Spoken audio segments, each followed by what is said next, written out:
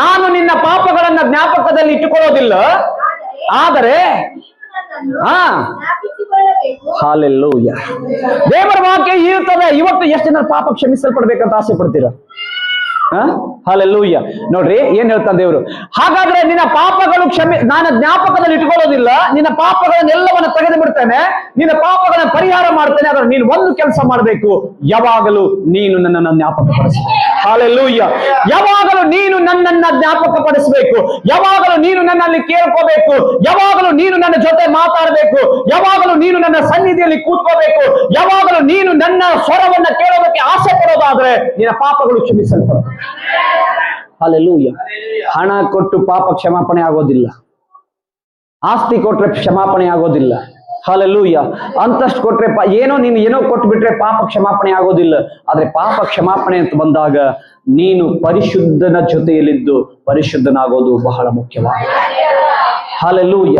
ನೀತಿವಂತನ ಸಂಗಡ ಕೂಡಿ ನೀನು ನೀತಿವಂತನಾಗೋದು ಮುಖ್ಯವಾಗಿದೆ. ಹಾಲೆಲೂಯ. ನಿರಪರಾಧಿಯ ಸಂಗಡ ಕೂಡಿ ನೀನು ನಿರಪರಾಧಿಯಾಗೋದು ಬಹಳ ಮುಖ್ಯವಾಗಿದೆ. ಹಾಲೆಲೂಯ. ನಂಬಿಗಸ್ತನ ಜೊತೆ ಸೇರಿ ನೀನು ನಂಬಿಗಸ್ತನಾಗೋದು ಮುಖ್ಯವಾಗಿದೆ. ಅದನ್ನು ದೇವರು ಇವತ್ತು ಹೇಳ್ತಾ ಇದ್ದಾನೆ. ನಾನು ನಿನ್ನನ್ನು ಆಯ್ಕೆ ಮಾಡ್ತಾನೆ, ನನಗೋಸ್ಕರವಾಗಿ ನಾನು ನಿನ್ನನ್ನು ಆಯ್ಕೆ ಮಾಡಿದ್ದೆ, ನನಗಾಗಿ ಆಯ್ಕೆ ಮಾಡಿದ್ದೆ. ನೀನು ಹೇಳಬೇಡ. ಕೆಲವೊಬ್ರು ಹೇಳ್ತಾರೆ, ನೀನು ಸತ್ರು ನಿನ್ನ ಪಾಪ ಕ್ಷಮಾಪಣೆ ಆಗೋದಿಲ್ಲ ಬಿಡು. ಹಾಲೆಲೂಯ. ನಿನ್ನ ಜೀವಿತದಲ್ಲಿ ಯಾವತ್ತೂ ನೀನು ಉದ್ಧಾರ ಆಗಲ್ಲ ಬಿಡು. ಕೆಲವೊಬ್ರು ತಂದೆ ತಾಯಿಗಳು ಕೂಡ ಶಾಪ ಹಾಕ್ತಾರೆ, ಹಾಳಾಗ್ತೀರಿ, ಸತ್ತು ಹೋಗ್ತೀರಿ, ನಿಮ್ ಜೀವನ ಹಿಂಗಾಗತ್ತೆ. ಹಾಲೆಲೂಯ. ಏನು ಮಾತಾಡ್ತಾ ಇದೀವಿ ಸ್ವಲ್ಪ ಅರಿಯಬೇಕು. ಮಕ್ಕಳಿಗೆ ಶಾಪ ಹಾಕ್ತೀವಿ, ಕೆಲವರು ಮಕ್ಕಳು ತಂದೆ ತಾಯಿಗೆ ಶಾಪ ಹಾಕ್ತಾರೆ. ಹಾಲೆಲೂಯ. ಗಮನ ಇರಬೇಕು. ನೀನು ಏನು ಮಾತಾಡ್ತಾ ಇದ್ದಿ, ಇಲ್ಲವಾದ್ರೆ ನಿನ್ನ ಬೇರ ಸೀಮಿತವಾಗಿ ದೇವರು ಕಿತ್ತಾಕೋದಕ್ಕೂ ದೇವರಿಗೆ ಗೊತ್ತು. ಆದ್ರೆ ದೇವರು ಹೇಳ್ತಾನೆ, ಮಗನೇ ಮಗಳೇ, ನಾನು ನಿನ್ನನ್ನು ನಾಶ ಮಾಡೋದಕ್ಕಲ್ಲ, ನಿನ್ನನ್ನು ಬದುಕಬೇಕಂತ ನಾನು ನಿನ್ನನ್ನು ಬರ್ತಾನೆ. ನಿನ್ನ ಪಾಪಗಳನ್ನು ಕ್ಷಮಿಸ್ತಾನೆ. ನೀನ್ ಏನ್ ತಪ್ಪು ಮಾಡಿದ್ರೆ ಕ್ಷಮಿಸ್ತಾನೆ. ಹಾಲೆಲೂಯ. ನಮಗೆಲ್ಲರಿಗೂ ಗೊತ್ತು, ಮತ್ತೊಬ್ಬರ ಮೇಲೆ ಬಳ್ಳು ಮಾಡೋದೇ ಗೊತ್ತು.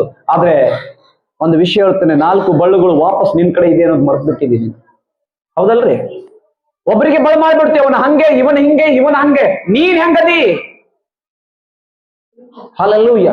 ನೀನ್ ಹೇಗಿದಿ? ಇನ್ನೊಬ್ಬರ ಬಗ್ಗೆ ನಾವು ಚುಚ್ಚಿ ಮಾತಾಡ್ತೇವೆ, ಇನ್ನೊಬ್ಬರ ಬಗ್ಗೆನೆ ಮಾತಾಡ್ತಾ ಇದೀವಿ. ನಿನ್ ಬಗ್ಗೆ ಸ್ವಲ್ಪ ನಿನಗೆ ಪರೀಕ್ಷೆ ಮಾಡ್ಕೋ. ದೇವರು ಅದೇ ವಾಕ್ಯ ಹೇಳ್ತಾ ಇದೆ, ನಿನ್ನ ಪಾಪಗಳು ಕ್ಷಮಿಸಲ್ಪಡ್ಬೇಕಾ, ನೀನ್ ಪರಿಶುದ್ಧನಾಗ್ಬೇಕಾ? ಹಾಗಾದ್ರೆ ಬಾ ನನ್ನ ಸನ್ನಿಧಿಯಲ್ಲಿ, ನನ್ ಜೊತೆ ನೀನು ಮಾತಾಡ್ಬೇಕು, ನನ್ ಜೊತೆಯಲ್ಲಿ ಕೂತ್ಕೋಬೇಕು. ಅವ್ರ ಜೊತೆ ಕೂತ್ಕೊಂಡು ಅವ್ರ ಜೊತೆ ಮಾತಾಡೋದು, ಇವ್ರ ಜೊತೆ ಕೂತ್ಕೊಂಡು ಇವ್ರ ಜೊತೆ ಮಾತಾಡೋದಕ್ಕಿಂತ ನೀನ್ ಯಾರ ಬಗ್ಗೆ ಕಂಪ್ಲೇಂಟ್ ಹೇಳ್ತಾ ಇದೆಯಲ್ಲ, ಬಾ ಕೂತ್ಕೊಂಡು ನನ್ ಜೊತೆ. ಪರಿಹಾರ ಕೊಡೋವು ನಾನಿದ್ದೇನೆ, ನಿನಗೆ ಸ್ವಸ್ಥತೆ ಕೊಡೋವು ನಾನಿದ್ದೇನೆ, ನಿನ್ ಜೀವಿತಕ್ಕೆ ಮುಕ್ತಿ ಕೊಡೋವು ನಾನಿದ್ದೇನೆ. ಹಾಗಾದ್ರೆ ಇವತ್ತು ಮನುಷ್ಯ ಏನ್ ಮಾಡ್ತಾ ಇದ್ದಾನೆ ಅಂತಂದ್ರೆ, ಈ ಪರಿಹಾರ ಬೇಕಾಗಿಲ್ಲ, ನನಗೇನಾದ್ರೂ ಕೊಡಬೇಕು, ಏನಾದ್ರೂ ಸಿಗಬೇಕು, ಎಲ್ಲದರಲ್ಲಿ ಸನ್ಮಾನ ಸಿಗಬೇಕು. ದೇವರ ವಾಕ್ಯ, ನನ್ನ ದೇವರು ಹೀಗೆ ಹೇಳ್ತಾನೆ, ನೀನು ಈ ಲೋಕದಲ್ಲಿ ಸನ್ಮಾನ ಹುಡುಕೋದಾದ್ರೆ ಪರಲೋಕದಲ್ಲಿ ನಿನಗೆ ಸನ್ಮಾನ ಕಳ್ಕೊಂಡ್ ಬಿಡ್ತೀಯ. ಹಾಲೆಲೂಯ. ಈ ಲೋಕದಲ್ಲಿ ನೀನು ದೊಡ್ಡವನಾಗ್ಬೇಕಾದ್ರೆ ಅಲ್ಲಿ ನೀನು ಸಣ್ಣವನಾಗ್ಬಿಡ್ತೀಯ. ಹಾಲೆಲೂಯ. ಈ ಲೋಕದಲ್ಲಿ ಇನ್ನೊಬ್ಬರಿಗೆ ಸಣ್ಣವನಾಗಿ ಜೀವನ ಮಾಡು, ಮಾದರಿಯಾಗಿರು, ತಗ್ಗಿಸಿಕೊಂಡು ಬಾಳು. ದೇವರು ನಿನ್ನನ್ನು ಒಂದು ದಿನ ಮೇಲೆ ಕೆತ್ತಿ ನಿನ್ನನ್ನು ಸನ್ಮಾನಿಸೋಣ ಅಂತಾನೆ, ದೇವರು ನಿನ್ನನ್ನು ಗೌರವಿಸೋಣ ಅಂತಾನೆ. ಹಾಲೆಲೂಯ. ದೇವರ ವಾಕ್ಯ ಹೇಳ್ತದೆ, ಚಿಕ್ಕ ಮಕ್ಕಳಂತೆ ನೀನು ಆಗದೆ ಹೋದ್ರೆ, ಚಿಕ್ಕ ಮಕ್ಕಳ ಸ್ವಭಾವ ನಿನಗೆ ಇಲ್ಲದೆ ಇದ್ರೆ ಪರಲೋಕ ರಾಜ್ಯ ನೀನು ನೋಡೋದಿಲ್ಲ ಅಂತ ಬೈಬಲ್ ಹೇಳ್ತದೆ. ಇವತ್ತು ಆಲೋಚನೆ ಮಾಡ್ರಿ, ನಮ್ದೇ ಆದಂತ ಒಂದು ಚೌಕಟ್ಟಲ್ಲಿ ಹಾಕೊಂಡು ಓಡೋದು ಬೇಡ. ನನ್ನ ಜೀವಿತ ನಾನು ಅಂತ ಹೆಮ್ಮೆ ಪಡೋದಕ್ಕಿಂತ ನನ್ನ ಜೀವಿತ ನಂದಲ್ಲ, ನನ್ನ ಜೀವಿತ ನನ್ನ ದೇವರದು. ಆತನ ಕೊಟ್ಟಂತದ್ದು, ಆತನಿಗಾಗಿ ಜೀವಿಸ್ತೇನೆ, ಆತನಿಗೋಸ್ಕರ ಸಾಕ್ಷಿಯಾಗಿರ್ತೇನೆ, ಆತನಿಗೋಸ್ಕರ ಅವಮಾನ ಆದ್ರೂ ಪರವಾಗಿಲ್ಲ ಸಹಿಸ್ಕೊಳ್ತೇನೆ, ಆತನಿಗೋಸ್ಕರ ಓಡ್ತೇನೆ ಅಂತ ಯಾರು ವಿಚಾರ ಮಾಡ್ತಾರಲ್ಲ, ಅವರ ಪಾಪಗಳು ದೇವರು ಸಂಪೂರ್ಣವಾಗಿ ಕ್ಷಮಿಸುವ ಮಾಡ್ತಾರೆ. ಹಾಲೆಲೂಯ. ದೇವರ ಪವಿತ್ರ ನಾಮಕ್ಕೆ ಸ್ತೋತ್ರ. ಪರಿಶುದ್ಧ ಬೈಬಲ್ ಅಲ್ಲಿ 23ನೇ ವಾಕ್ಯ ಓದ್ತೀರಾ ಯಾರಾದ್ರೂ? 23, 24. ನಿನ್ನ ಕುರಿಗಳನ್ನು ನನ್ನ ಬಳಿಗೆ ಯಜ್ಞ ಮಾಡುವುದಕ್ಕಾಗಿ ತರಲಿಲ್ಲ. ಓಕೆ, ನೀನು ಯಜ್ಞಗಳನ್ನ ನನಗೋಸ್ಕರ ತರಲಿಲ್ಲ, ನೀನು ನನಗೆ ಸನ್ಮಾನ. ನೋಡ್ರಿ, ಗಮನಿಸ್ರಿ, ಯಾರ ಪಾಪ ದೇವರು ಕ್ಷಮಿಸ್ತಾ ಇದ್ದಾನೆ? ಸರಿಯಾಗಿ ದೇವರಿಗೆ ಆರಾಧನೆ ಮಾಡಲಿಲ್ಲ, ಸರಿಯಾಗಿ ದೇವರಿಗೆ ಸನ್ಮಾನ ಗೌರವ ಕೊಡ್ಲಿಲ್ಲ, ನೀನು ಸರಿಯಾದ ರೀತಿಯಲ್ಲಿ ಯಜ್ಞಗಳನ್ನ ನನಗೆ ಆರಾಧನೆ ಮಾಡಲಿಲ್ಲ, ಪ್ರಾರ್ಥನೆ ಸಲ್ಲಿಸಲಿಲ್ಲ. ನಾನು ಯಾವತ್ತೂ ಬಯಸಲಿಲ್ಲ. ಹಂಗೆ ಹೇಳ್ತಾನಲ್ಲ ದೇವರು, ನೀನ್ ಯಾವತ್ತೂ ನನಗೆ ಬಂದು ಆರಾಧಿಸ್ಬೇಕು, ನೀನ್ ನನಗೆ ಹಿಂಗ್ ಮಾಡ್ಬೇಕು ಹಾಗ್ ಮಾಡ್ಬೇಕಂತ ಯಾವತ್ತೂ ಬಯಸಲಿಲ್ಲ. ಆದ್ರೆ ನೀನು ಆಯಾಸಗೊಳ್ಳೋ ತನಕ ನಾನು ಯಾವತ್ತೂ ಕೇಳಲಿಲ್ಲ.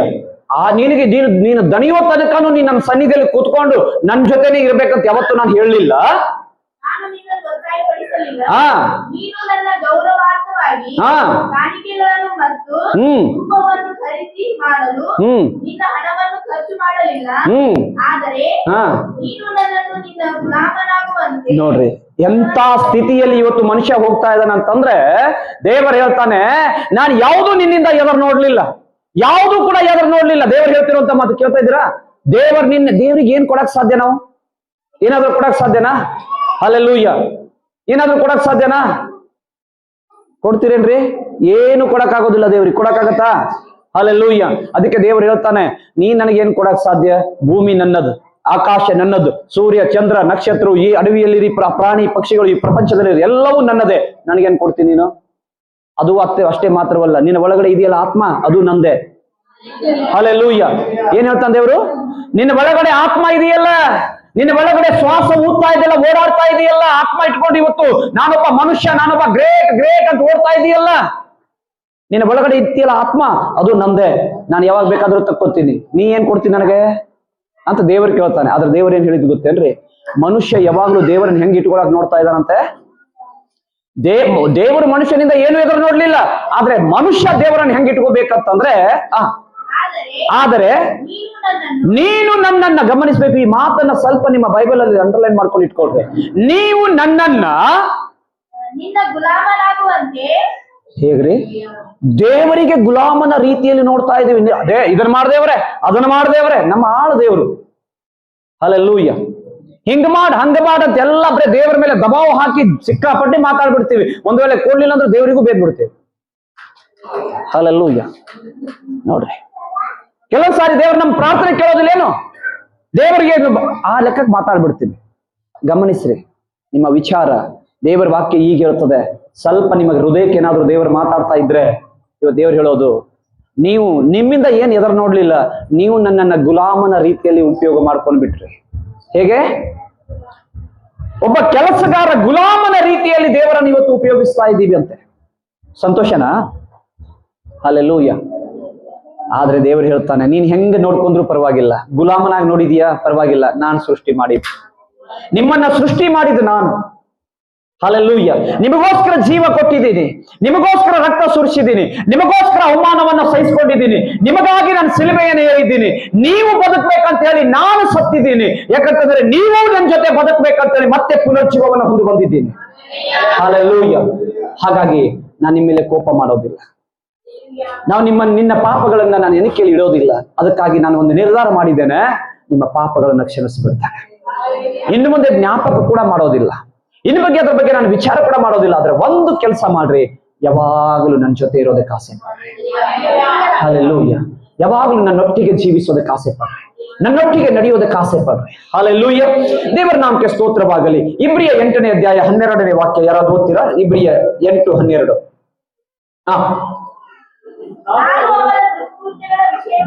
ನಾನು ಅವರ ದುಷ್ಕೃತ್ಯಗಳ ವಿಷಯವಾಗಿ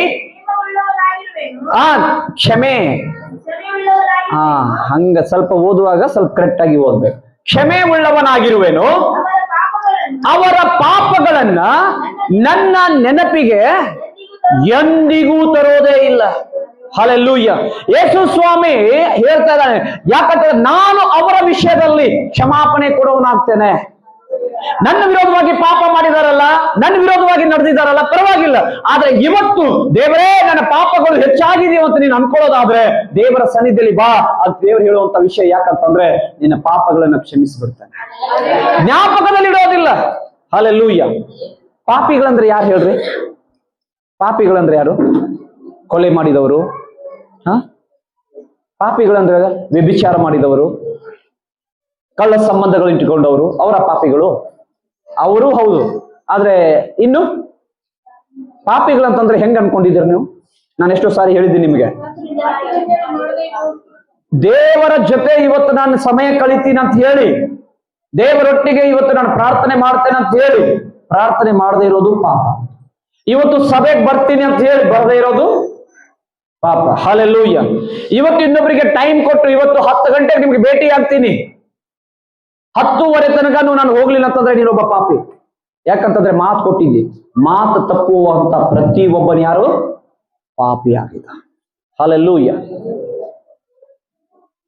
ಪ್ರಿಯ ದೇವಚಂದ್ರ, ಆಗ್ಲೇ ಒಂದು ಕಾಣಿಕೆ ವಿಷಯದಲ್ಲಿ ಏನೋ ಒಂದು ಕೇಳಿದ್ವಲ್ಲ, ಒಬ್ರು ನಾನು ಕೇಳಿದ್ರು, ಅಲ್ರಿ ದಶಮ ಭಾಗದಲ್ಲಿ ಕಾಣಿಕೆ ಹೆಂಗ್ರಿ ತೆಗಿಯೋದು, ನನಗೆ ಮಟಲ್ ತರ್ತೀನಿ ಹಾಕ್ತೀನಿ ಹೋಗ್ತೀನಿ, ಹೆಂಗ್ ತೆಗಿಬೇಕಂತ ನನಗೆ ಗೊತ್ತಿಲ್ಲ, ಹೇಗಂತ ಎಷ್ಟು ಲಾಭ ಅಂತೂ ನನಗೆ ಗೊತ್ತಾಗಲ್ಲ, ಹೆಂಗ್ರಿ ನಾನು ತೆಗಿಬೇಕು.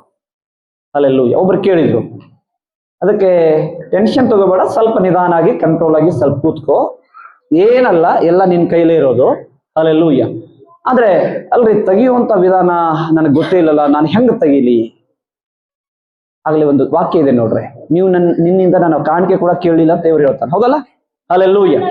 ಸಾಕು. Okay, hallelujah. ದೇವರಿಗೆ ಸ್ತೋತ್ರ. ಅದಕ್ಕೆ ನಾನು ಹೇಳಿದೆ ಅವರಿಗೆ, ಸರಿ ನಾನು ಅವ್ರಿಗೆ ಕೇಳಿದಂತ ವಿಷಯ ವ್ಯಾಪಾರ ಎಷ್ಟಾಗತ್ತಂತ ಕೇಳಲಿಲ್ಲ, ನಾನು ಒಂದೇ ಪ್ರಶ್ನೆ ಇಟ್ಟೆ, ನೀವತ್ತು ನನಗೆ ಇಷ್ಟು ಲಾಭ ಅಂತ ಹೇಳಿ ನೀನು ಎಷ್ಟು ತೆಗೆದಿಡ್ತೀಯ ಅಂತ ಕೇಳಿದೆ. ಇಲ್ಲ, ನಾನು ತೆಗಿಯಲ್ಲ. ಹಲ್ಲೆಲೂಯ. ಏನ್ ಮಾಡ್ತೀರಿ? ಪಿಗ್ಮಿ ತೆಗೆದ್ಬಿಡ್ತೀನಿ. ಏನ್ ತುಂಬ್ತೀನಿ? ಲಾಭ ಆಗಿ ತೆಗಿಯಲ್ಲಂತೆ, ಪಿಗ್ಮಿ ತುಂಬಿಡ್ತಾರೆ. ಸರಿ, ನಾನು ಹೇಳಿದೆ, ಸರಿ ಪಿಗ್ಮಿ ತುಂಬ್ತಿಯಲ್ಲ, ಎಷ್ಟು 100 ರೂಪಾಯಿ ತುಂಬ್ತೀಯ? 10 ರೂಪಾಯಿ ದೇವ್ರ ತೆಗಿ ಅಷ್ಟೇ. ಹಲ್ಲೆಲೂಯ. ಅರ್ಥ ಆಯ್ತಾ ನಾನು ಹೇಳೋದು? ಕೆಲವೊಂದ್ ಸಾರಿ ನಮ್ ಗುಡ್ಡನೇ ತಲೆ ಮೇಲೆ ಇಟ್ಟಂಗ ಆಗುತ್ತೆ. ಹೆಂಗ್ ಮಾಡೋದು? ಏನು ದೇವರನ್ನು ಒತ್ತಾಯ ಮಾಡ್ತಾ ಇಲ್ಲ, ನಿನಗೇನ್ ಹಂಗೆ ಮಾಡಕ್ ದೇವ್ರು ಹೇಳ್ತಿಲ್ಲ. ಆದ್ರೆ ನಿನಗೆ ಯಾವ್ದು ಲಾಭ ಅಂತ ಅನಿಸ್ತದೋ ಅದರಲ್ಲಿ ದೇವರಿಗೆ ಸಮರ್ಪಿಸಿದ್ರೆ ಸಾಕಷ್ಟೇ. ಹಲ್ಲೆಲೂಯ. ಅರ್ಥ ಆಯ್ತಾ ಹೆಂಗ್ ತೆಗಿಬೇಕಂತ ಹೇಳಿ? ಹಲ್ಲೆಲೂಯ. ಹೆಂಗ್ ಮಾಡೋನ್ರಿ ಅಂತ ತಲೆ ಕೆಡಿಸ್ಕೊಂಡು ಅಷ್ಟು ದೊಡ್ಡ ವಿಚಾರ ಮಾಡೋದೇನು ಬೇಕಾಗಿಲ್ಲ. ದೇವರು ನಿನ್ನ ಹತ್ರ ಬೇಡ್ತಾನೂ ಇಲ್ಲ, ಕೇಳ್ತಾನೂ ಇಲ್ಲ. ಹಲ್ಲೆಲೂಯ.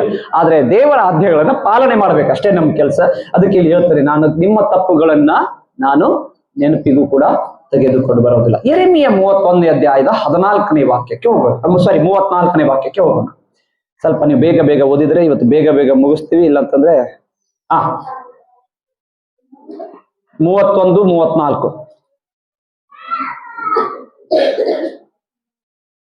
ಸಿಗ್ಲಿಲ್ಲ. ಯೆರೆಮೀಯ ಸಿಗ್ಲಿಲ್ಲ ಇಲ್ಲಿ.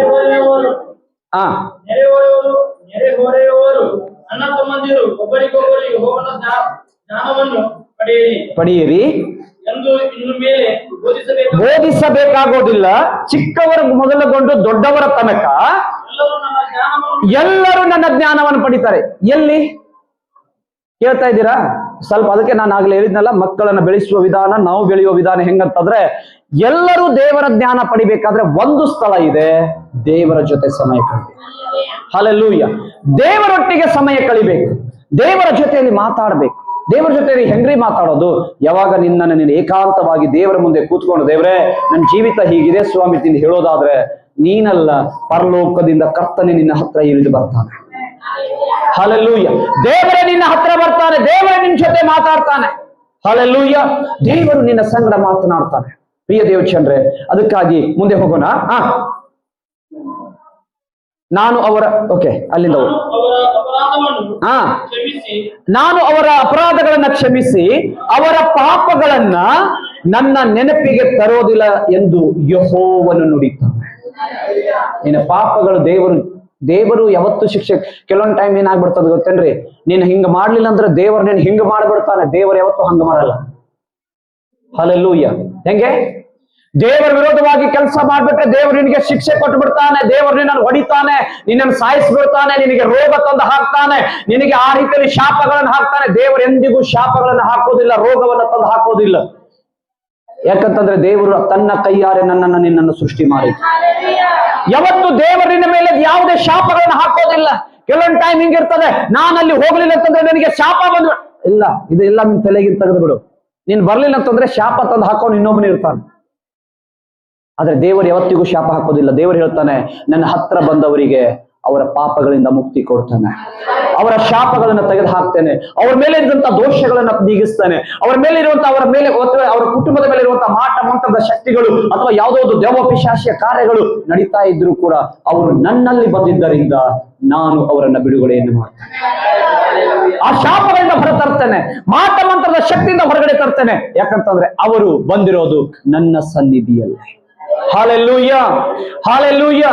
ಕೆಲವೊಂದು ಟೈಮ್ ಹಿಂಗಿರ್ತದೆ, ಅಲ್ಲ ದೆವ್ವ ಬಿಟ್ಟು ಹೋಗ್ಬೇಕಾದ್ರೆ ಒಂದ್ ಏನಾದ್ರು ಕೊಡ್ಬೇಕು ನಮ್ಮ ಕೈಯಲ್ಲಿ, ಅಥವಾ ಕೊಳ್ಳಾಗ ಏನಾದ್ರು ಕಟ್ಟಬೇಕು. ಹೆಂಗ್ರಿ? ದೆವ್ವ ಬಿಟ್ಟು ಹೋಗ್ಬೇಕಂತಂದ್ರೆ ಕೊಳ್ಳಾಗಾದ್ರೂ ಕಟ್ಬೇಕು, ಕೈಯಾಗಾರ ಕಟ್ಬೇಕು, ಎಲ್ಲರೂ ಒಂದ್ ಕಡೆ ಕಟ್ಕೋಬೇಕು, ಅವಾಗ ದೆವ್ವ ಹೋಗುತ್ತೆ. ಹಲೋ, ದೆವ್ವ ಹೋಗಲ್ಲ, ಕಟ್ಕೊಂಡಿದ್ದಿ. ಹಲ್ಲೆಲೂಯಾ. ಕಟ್ಕೊಂಡ್ರೆ ಹೆಂಗ್ ಹೋಗುತ್ತೆ? ಅರ್ಥ ಆಗ್ತಾ ಇದೆಯಾ? ಬಿಚ್ಚಬೇಕು, ಅದು ಅವಾಗ ಹೋಗುತ್ತೆ. ಜೊತೆ ಕಟ್ಕೊಂಡು ಹೋಗ್ಬಿಡು ಅದು ಹೇಳ್ತದೆ, ನಾನು ಹೋಗ್ತೀನಿ, ನೀನ್ ಕಟ್ಟಿದ್ಬಿಡು. ಹಲ್ಲೆಲೂಯಾ. ನಾನು ಹೋಗಕ್ ರೆಡಿ, ನಾನು ಆದ್ರೆ ನೀನ್ ಕಟ್ಟಿದೀಯಲ್ಲ, ಅದನ್ನ ಬಿಚ್ಚಬೇಕು. ಕಟ್ಕೊಂಡ್ ಕೇಸಿ ಹೋಗತ್ತಂದ್ರೆ ಹಲ್ಲೆಲೂಯಾ. ಕೆಲವೊಂದ್ ಸಾರಿ ನಮ್ಮ ಬುದ್ಧಿ ಹೆಂಗಿರ್ತದ ಅಂತಂದ್ರೆ ಎಲ್ಲ ನಾವು ಇಟ್ಕೊಂಡ್ ಬಿಟ್ಟೆ ಹೋಗು ಹಲ್ಲೆಲೂಯಾ, ಬಿಡಂಗೂ ಇಲ್ಲ, ಕಳ್ಸೋಂಗೂ ಇಲ್ಲ, ಆದ್ರೂ ಭಯ ಆಗ್ತದೆ, ಹೋಗು. ಆದ್ರೆ ಎಲ್ಲರಿಗೂ ಆಸೆ, ನಾನು ಆರಾಮಾಗ್ಬೇಕು, ನಾನು ಒಳ್ಳೆಯವನಾಗ್ಬೇಕು, ನಾನು ಎಲ್ಲವೂ ಸರಿ ಆಗ್ಬೇಕು, ಆದ್ರೆ ಬಿಟ್ಟು ಕೊಡೋದು ಎಲ್ಲ ಬೇಕು ನನಗೆ, ಆದ್ರೆ ಬಿಡೋದಿಲ್ಲ. ಆದ್ರೆ ದೇವರು ಹೇಳ್ತಾನೆ, ನೀನು ಬಿಡೋದಾದ್ರನೆ ಅದು ಹೋಗ್ತದೆ. ಹಲ್ಲೆಲೂಯಾ.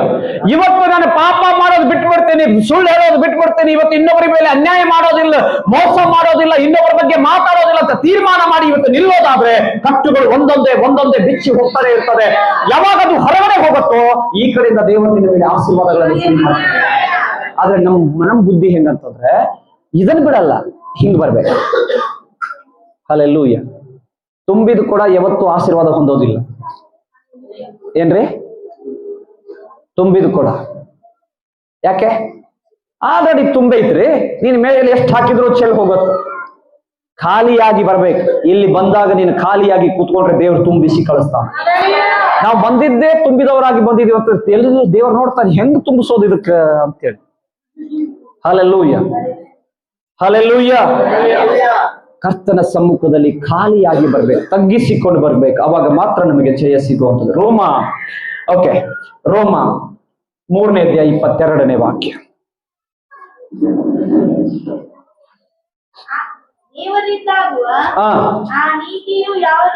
ದೇವರಿಂದ ಆಗುವಂತ ಆ ನೀತಿ ಅಂದ್ರೆ ಆ ಒಂದು ಬಿಡುಗಡೆ, ಆ ಒಂದು ಸೌಖ್ಯತೆ, ಆ ಒಂದು ಆಶೀರ್ವಾದ, ಆ ಒಂದು ಅಭಿವೃದ್ಧಿ ಯಾವುದಂತಂದ್ರೆ ಯೇಸು ಕ್ರಿಸ್ತನನ್ನ ನಂಬುವುದರಿಂದಲೇ ನಂಬುವಂತ ಪ್ರತಿ ಒಬ್ಬರಿಗೆ ಇವತ್ತು ನನಗೆ ಪರಿಹಾರ ಇದೆ, ಇವತ್ತು ನನಗೆ ಬಿಡುಗಡೆ ಇದೆ, ಇವತ್ತು ನನಗೆ ರಕ್ಷಣೆ ಇದೆ. ಯಾಕಂತಂದ್ರೆ ನನ್ನ ರಕ್ಷಕನು ಯೇಸು ನನಗೋಸ್ಕರ ಜೀವ ಕೊಟ್ಟಿದ್ದಾನೆ, ನನಗೋಸ್ಕರವಾಗಿ ತನ್ನ ಪ್ರಾಣ ಕೊಟ್ಟು ರಕ್ತ ಸುರಿಸಿದ್ದಾನೆ. ಹಾಗಾಗಿ ನನಗೆ ಸೌಖ್ಯ ಕೊಡುವವನು, ಬಿಡುಗಡೆ ಕೊಡುವವನು, ರಕ್ಷಣೆ ಕೊಡುವವನು ಅಷ್ಟೇ ಮಾತ್ರವಲ್ಲ, ಈ ಲೋಕದ ಕಷ್ಟಗಳಿಂದ ನನ್ನನ್ನು ಬಿಡಿಸಿ ಪರಲೋಕಕ್ಕೆ ಹೋಗಿ ಕಳೆದೊಯ್ಯುವನು ಒಬ್ಬ ನಿಧಾನದಲ್ಲಿ ನಂಬೋದಾದ್ರೆ ಸೌಖ್ಯಗಳು ನಿನ್ನ ಮೇಲೆ ಹಿಂಗೆ ಬರ್ತಾರೆ. ಹಲ್ಲೆಲೂಯಾ. ನಂಬುವಂತ ಎಲ್ಲರಿಗೆ ಹೆಚ್ಚು ಕಡಿಮೆ ಏನಿಲ್ಲ. ಎಲ್ಲರೂ ಪಾಪ ಮಾಡಿ ದೇವರ ಮಹಿಮೆ ಕಳ್ಕೊಂಡಿದ್ದಂತೂ ಗ್ಯಾರಂಟಿನೇ. ಎಲ್ಲರೂ ಪಾಪ ಮಾಡಿದೀವಿ, ದೇವರಿಂದ ದೂರ ಆಗಿದ್ದೀವಿ. ಆದ್ರೆ